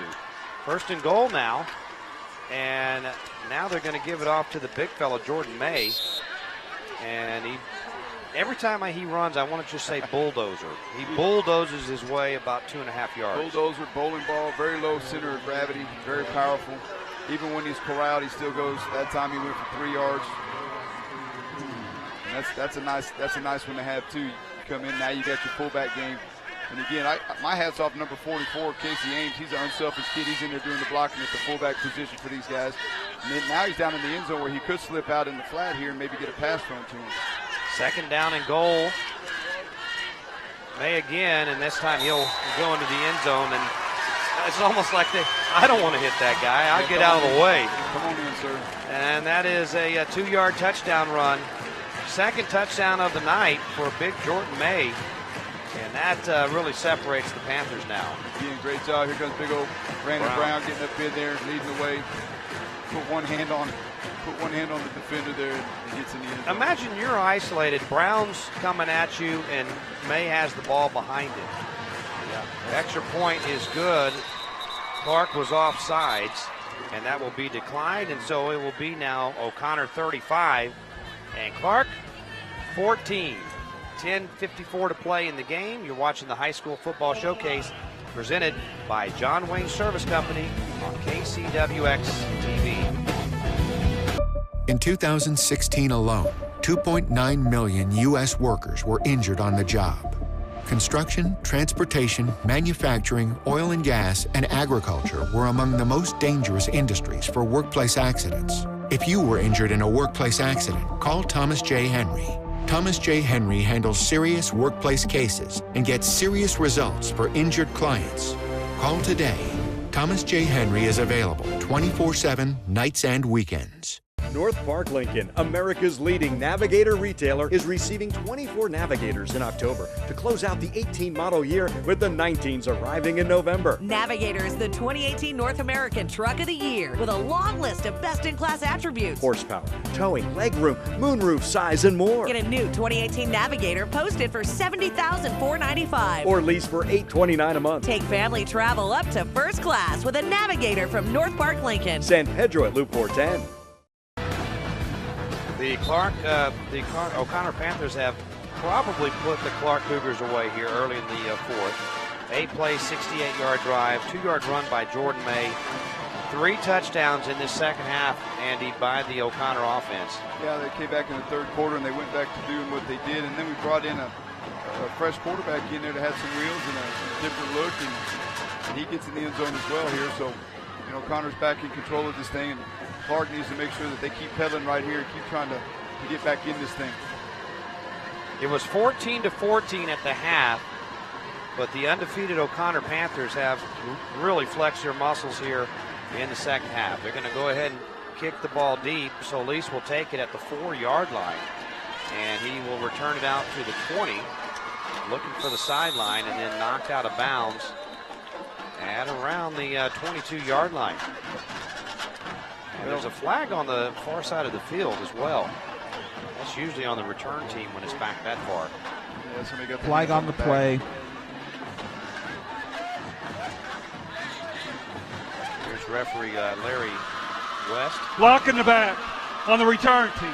10 yards, first down. You know what this game reminds me of? You and I called this on a Thursday night on radio, Judson and New Braunfels, where New Braunfels played as well as they could and were in a game against a really good Judson team, and then Judson just ripped them in the second half. And it seems as if we're watching kind of the same game here, where Clark played as well as they could. They were right there, and then O'Connor just cranks it up a notch in the second half. Well, when you got different weapons like we just saw a new quarterback in the game for him, man, it's a pretty special deal too. Hooper drops back, going to throw this one deep, and boy, tight coverage there on Gibson. Yeah, They're not going to let Gibson beat him. They got that. Coach Molesky's defense has a 4-man top to it. There's 4 on the roof, if you will, in the secondary. They're not going to blow the top off the coverage with a big guy, you know, such as Gibson. He's going to be more of a jump ball kind of guy, but they were stride for stride with him on that one. And you could sense Clark's frustration right now, Bobby. They're trying to get it all back on one play, chunk it down the field. Get back to what you do. You know, get Thomas back in the mix. He's been good. Bivens is still over there, so you know, give him a heavy dose of that and nickel and dime him down the field. Then try to hit him with the big play. Second down and 10 now at 13. Hooper drops back, and we'll throw this deep for Bivens now. Another jump ball, and it is going to be intercepted as Rustin might get to the will house. head to the sidelines, and he is into the end zone. No, they step out. There's flags. Grant Rustin, our defensive impact player for the O'Connor Panthers, gets the INT there on a desperation heave. Well, they went to the well by one too many times. Hooper. They're trying to get the ball to Bivens this time. Again, I just got done telling you, I mean, they're not going to blow the top off the coverage in this defense. Look at this return here by Rustin. That's our impact player of the game early on, too, today. And he got hit in the helmet from behind. And they're going to send the offense. Let's hear from referee Larry West again. Block in the back on the return. 10-yard penalty. You know what was interesting about that block in the back? He was behind Rustin. Yeah. And so he was already past. Right. You know what the Most rule of those are, Bobby. Well, when you're blocking, and this is something that I always taught. Don't block behind the plate. Yeah, if the guy with the ball has passed you, put your hands up and stop. Right.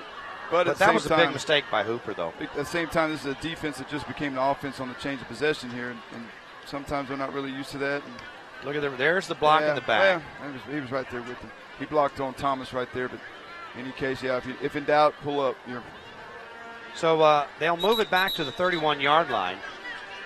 And I think we're going to end up with a score here, Andy, that is maybe not indicative of how well the Clark Cougars have played here tonight, particularly in the first half. Right. Well, again, you know, offensively, Clark's trying to get back in this thing, and offensive coordinator Rodney Wilson knows that. They're trying to get a lot back in a little bit of time. David Dodd back in at quarterback, and he's going to hand the ball off to May.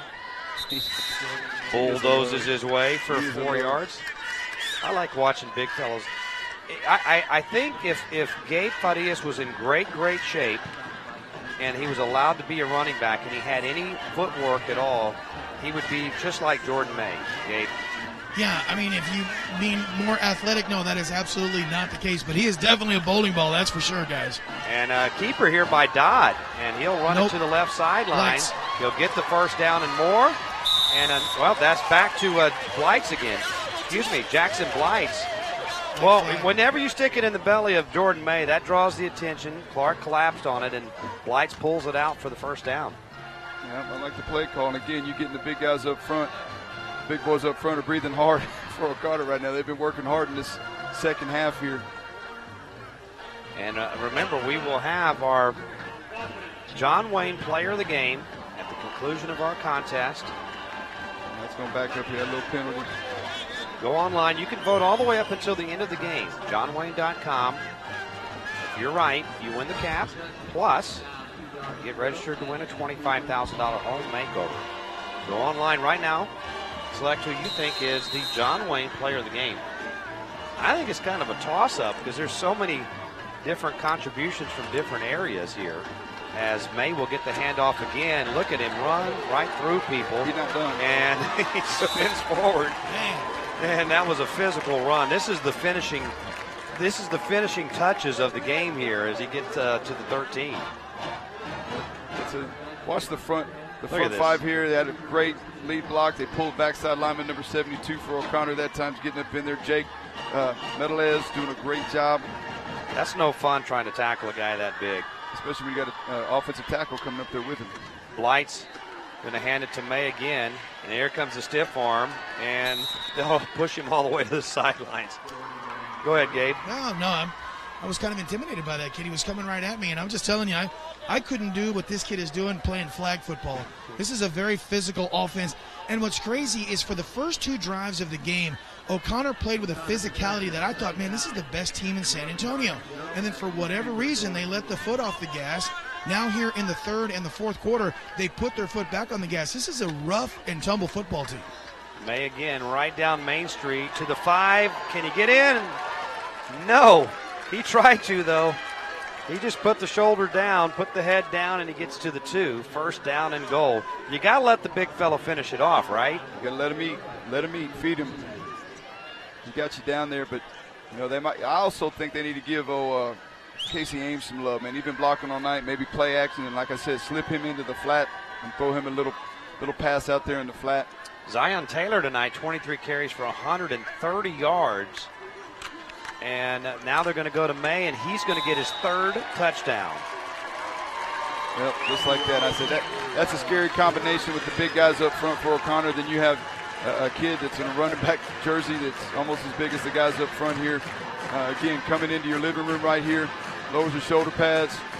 That's all you can do is go low and try to make the tackle right there. And Katie bar the door, touchdown Oconnor. Gabe, I don't think you could do that in flag football against 5-year-olds. You know, I'm telling you, I just looked at Brown, big number 75, Brandon Brown. That is a large kid, and both he and number 71, Logan Parr, they are the ones that took over on that, at least on that possession. Watched both of those guys. Fantastic offensive line play. Back it's to you. 42-14. You're watching the High School Football Showcase presented by John Wayne Service Company on KCWX-TV. In 2016 alone, 2.9 million U.S. workers were injured on the job. Construction, transportation, manufacturing, oil and gas, and agriculture were among the most dangerous industries for workplace accidents. If you were injured in a workplace accident, call Thomas J. Henry. Thomas J. Henry handles serious workplace cases and gets serious results for injured clients. Call today. Thomas J. Henry is available 24/7, nights and weekends. North Park Lincoln, America's leading Navigator retailer, is receiving 24 Navigators in October to close out the 18 model year, with the 19s arriving in November. Navigator is the 2018 North American Truck of the Year with a long list of best-in-class attributes. Horsepower, towing, legroom, moonroof size, and more. Get a new 2018 Navigator posted for $70,495. Or lease for $829 a month. Take family travel up to first class with a Navigator from North Park Lincoln. San Pedro at Loop 410. The third touchdown of the game for big Jordan May pretty much puts this one out of reach. It's 42-14 now, as the Oconnor Panthers have gone back to power football. And they do a lot of things well, but that's what they do, in my opinion, the best, is get behind the big offensive linemen and start pushing bodies and running forward, running over people and things like that. I really like that two-back set that they run with the fullback and the tailback in the formation. And that was set up by the Grant Rustin interception, a 31-yard drive. in 5 plays, all runs. And now they'll kick it deep, and here we go. Bivens, one of the exciting players on the field, taking it back to the 20, up to the 25. And good coverage here. Coach David Molesky, he's coaching to the end, my friends. You see David Molesky jumping up and down. I think the ball came loose on that. That's what he was. The ball was on the ground, and so Coach Molesky was trying to get out there. He forgot he wasn't a player. Bivens is. Well, you see Bivens bent over there. He's shaken up, and so is one of the other Cougars on that last play. And we got the O'Connor stuff out there. Yeah, he's got a. Aye. All right. Well, we got us an injury here that we'll report what we can, and it is 42-14 in favor of O'Connor over Clark. And they're going to go ahead and pick him up. Let's keep it here. Ouch. Yeah, with that little kneecap deal. Well, yeah, his kneecap looked dislocated. Well, a lot of times they fix that on these just trainers, pop it back in place. Yeah, these trainers what do trained you to say? Here. Bite the bullet right here and then pop it in place. Count to 3 and you do Gabe, it on 2. Gabe, did you get to watch him pop the knee back? Oh my goodness, I'm about to. Holy cow! Well, a lot of times those. Gabe, tell us what you just saw. I don't know, but I kind of blacked out, passed out for a little bit, peed a little bit. Yeah. Let me tell you something. These kids are tough. Yeah, that's good. These kids are fantastically tough, and yeah, that was a little disturbing. I may or may not have nightmares for the next couple of weeks, but I don't think that's his first time that kid's kneecap's been out. He's got a brace on. That's a great job being a tough kid, though. Man. And now we got Caleb Garrett, number 12, is in at quarterback now for the Clark Cougars. They're going to give him a chance to throw, and he throws, but the ball is dropped on the play by Kai McGarity, and it looks like you don't see Bivens out there, and this is kind of Coach Molesky's changed his guys up as well. Well, is this a signal from one sideline to the other? Game's over. Let's let the kids play. You understand? These guys play each other. Coach Molesky, Coach McGee, the Northside ISD coaches. I mean, they're friends off the field, man, and they take care of each other. You're not out here to embarrass anybody. You're out here to compete and teach kids life lessons and perseverance. And right now, Clark's going to have to finish this thing, you know. And yeah, there is a mutual respect, I believe, that among most of them, that they take care of each other. Sports Tonight coming up after the game here tonight with college football highlights and highlights of this game and more. And a nice run here by Garrett as he's all the way out to the 41-yard line with a Cougar first down. Garrett does a great job. I mean, this is a senior quarterback right here. He's been in the program for all these years. He gets a chance to get out there. He's going to try hard. Great job making a guy miss, running through a tackle here, getting down the field. Well, this will be the first time we will go into the Sports Tonight program. We've been pretty good about getting off the air by 10 o'clock and even earlier, but that's just not going to happen tonight. So we tell the Sports Tonight folks, thank you for the time, and we're going to try to get out as quickly as we can. We will have our John Wayne Player of the Game announcement, another incomplete pass that intended for Cervantes. Gabe, let's go the Metro by T-Mobile call the sideline. Gabe Badias. Yeah, because this will be the most crucial sideline report we're going to hear all night. I think I figured out Whistlegate. You know, earlier in the game we heard like a or something. Yeah. I want to say that the Clark band, somebody over there has a referee-style whistle, and it's, I don't know, it's kind of confused. I mean, it doesn't take a lot to confuse me to begin with, but I think I've solved Whistlegate. So back to you guys. The drum major's fault. Well, that whistle's on the field. 5-yard penalty, second down. Whistlegate. There's so many conspiracies, even in high school football. Whistlegate, 42-14. If you're just joining us, folks, this was a 14-14 game at the half. But David Molesky's team has just run over the Clark Cougars here in the second half.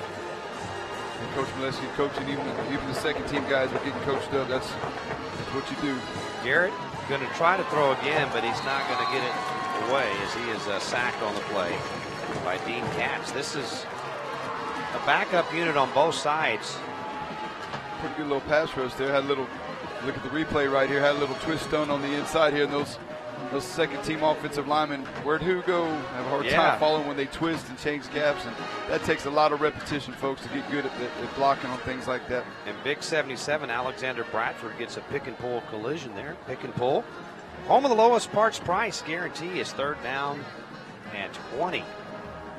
Garrett back to pass, throws complete on the near sideline. Good job of breaking a tackle there, but Cervantes is well short of the first down. He gains about 10 there, so likely a punt coming here from Clark.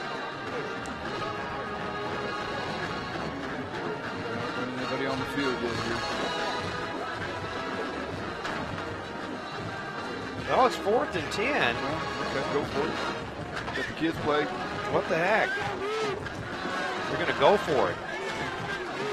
Well, a 1-point loss and a bigger loss are basically the same thing. Garrett going to throw deep, and he has a man, and it's caught. Caught but out of bounds. McGarity caught that, but he was out of bounds with it. Well, they were very, very close to converting there. It looked like they already had their play call, and they knew they were going to go for it on 4th down here. That was a pretty good attempt here. Garrett's a senior. Just put the ball a little bit out of bounds here. Let's see. Give it a shot. Oh, we ran out of camera room there on that angle. So O'Connor takes over on downs. Also tonight at, you can see the Friday Night Blitz again tonight at 11 o'clock. They're also on at 4:30 on Saturday as Caleb Smith is now in at quarterback for the O'Connor Panthers. 3rd quarterback tonight for the Panthers. He'll hand it off to Kendall. And no gain on the play. Yeah, everybody getting a touch tonight, looks like, Bobby. Why not? Well, Chase Locke actually was in a battle with David Dodd in the first game. They were going to decide which one of these guys was going to be the quarterback. Smith has 5 attempts, 2 completions, and 40 yards total this year, but he's going to finish this game off here for the Panthers. O'Connor and Brennan next week, ladies and gentlemen, right here on the High School Showcase. That is going to be one that you don't want to miss. Smith, low snap, hands it off to Kendall again, and lucky to get back to the original line of scrimmage. Last year, we video streamed it online, that district championship game with O'Connor and Brennan. It was the game of the year, hands down. It went to overtime, and O'Connor won it with a field goal. I'll tell you what, when Coach Bazor and Coach Molesky get together on a Friday or Saturday night, it's exciting, physical, usually a pretty close ball game. And intense.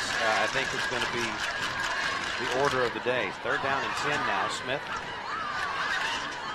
will hand it off again, and Kendall didn't get any help from his friends that time. He loses 4. Well, we're getting into the offensive line again, and these guys, they get those many reps, but not at the speed of the game. So it's 4th down and 14. O'Connor probably going to run as much time as possible. Now you got to send the regular guys out to punt. First team special team stays the first team special teams, and some guys have their hats off and they're late getting on the field here. They still got to be locked into the game. And so the Panthers will punt. Pretty good punt there, and a fair catch called for and made down at the 9-yard line there by Jeremy Gutierrez. And I'll tell you what, Gutierrez has had a great game for Clark, being out there locked up on lock, giving up some size but still being competitive. He's a pretty good little athlete right there. Hats off to him. Great effort from him tonight. We will have one 2-minute break at the end of our broadcast here, at the end of the game. And then we'll head straight to the field, and Gabe will have a quick interview with Coach Molesky and our John Wayne player of the game. And I know you guys are thinking about this, and I am too. And there's some interesting, I'm thinking bread and butter. And I'll tell you why, Andy. I'll show you this little number right here. What kind of butter, though? Not margarine. As Clark's going to run the quarterback keeper, Garrett. Nice run. Out to the 22-yard line. Still playing hard, man. That's what you like to see. You see this number right here? Yeah, that's not my phone number. You can't have that. But that's an impressive number. And you know, they went back to big man football in the second half. I'm almost tempted to go that direction with it as well. Or John Wayne player of the game. At the 22-yard line, 1st and 10, Garrett dropped to pass, but now will run it out to the 30-yard line and pick up 7 yards. Go ahead, Gable. May I interject, fellas? I think we got to give some consideration to the Hogs, guys. I mean, Yeah. that may be what you two offensive linemen are doing up there. If Andy still calls himself an offensive lineman, even though he played tight end in high school and college. Guys, I just think 71 and 75 were as dominant a twosome as I have seen in the 20 or so years that I've been calling playing together at the same time. Those dudes are pancake dudes. So if I have a voice, which I know I don't, that's what I'm about. Second down, you kind of read my cue there. Garrett will keep it again for another first down. Out at the 35. I just like to listen to Bobby talk out loud, think out loud. Zion Taylor has 23 carries for 130 yards and 2 TDs tonight. Dodd was kind of off tonight throwing the ball. He was 8 of 16 for 103. But he threw the ball well in that third quarter in particular.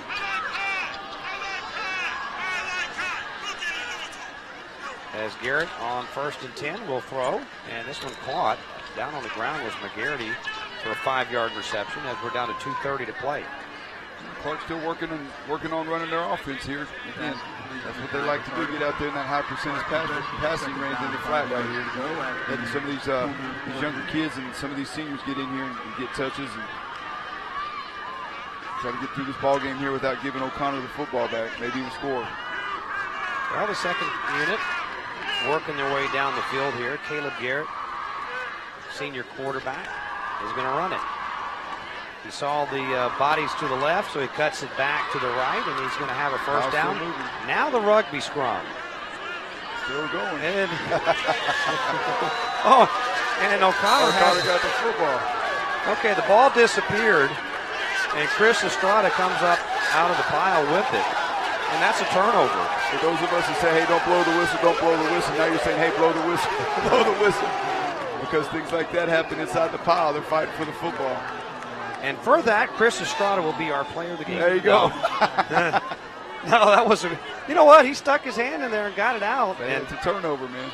That was truly a scrum, ladies and gentlemen. That is an effort. Good right for there. him. Good Yep. for him. Chris Estrada, he's a senior.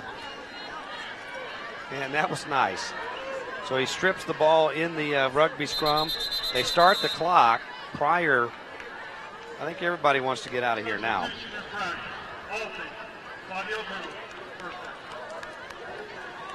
All right. Yep, shoot their foot off. Let's see what the penalty yards here. No, sir. You're going to have to narrow it down. First down and 15. Final moments of the game here as Kendall, I believe, again. Is that Kendall or another running back? Yeah, Kendall, number 7, Quayle Kendall. He's only a sophomore. A lot of young folks looking good. Caleb Smith, and at quarterback, sophomore. Rylan Alfaro coming in now, tight end. Number 82. 55 seconds to go. We're going to wrap it quickly, and Gabe is going to break a sweat out there to try to get. We have 2 minutes during the break, gentlemen, to decide our John Wayne player of the game. Nice run here by Kendall. Gets a lot of that yardage back he lost on the and then some, all the way to the 34. I'm telling you, man, that's the only stat that stands out. Andy and I are perusing the stats. If it were Gabe has a tendency to give player of the game to losing teams. I did it He's 4 done it times, twice guys. this year. That's going to do it. They're going to let it clock time down, and the O'Connor Panthers will win it 42-14. And we'll be back to wrap it up with our post-game show. After these messages, you're watching the High School Football Showcase presented by John Wayne Service Company, KCWX TV.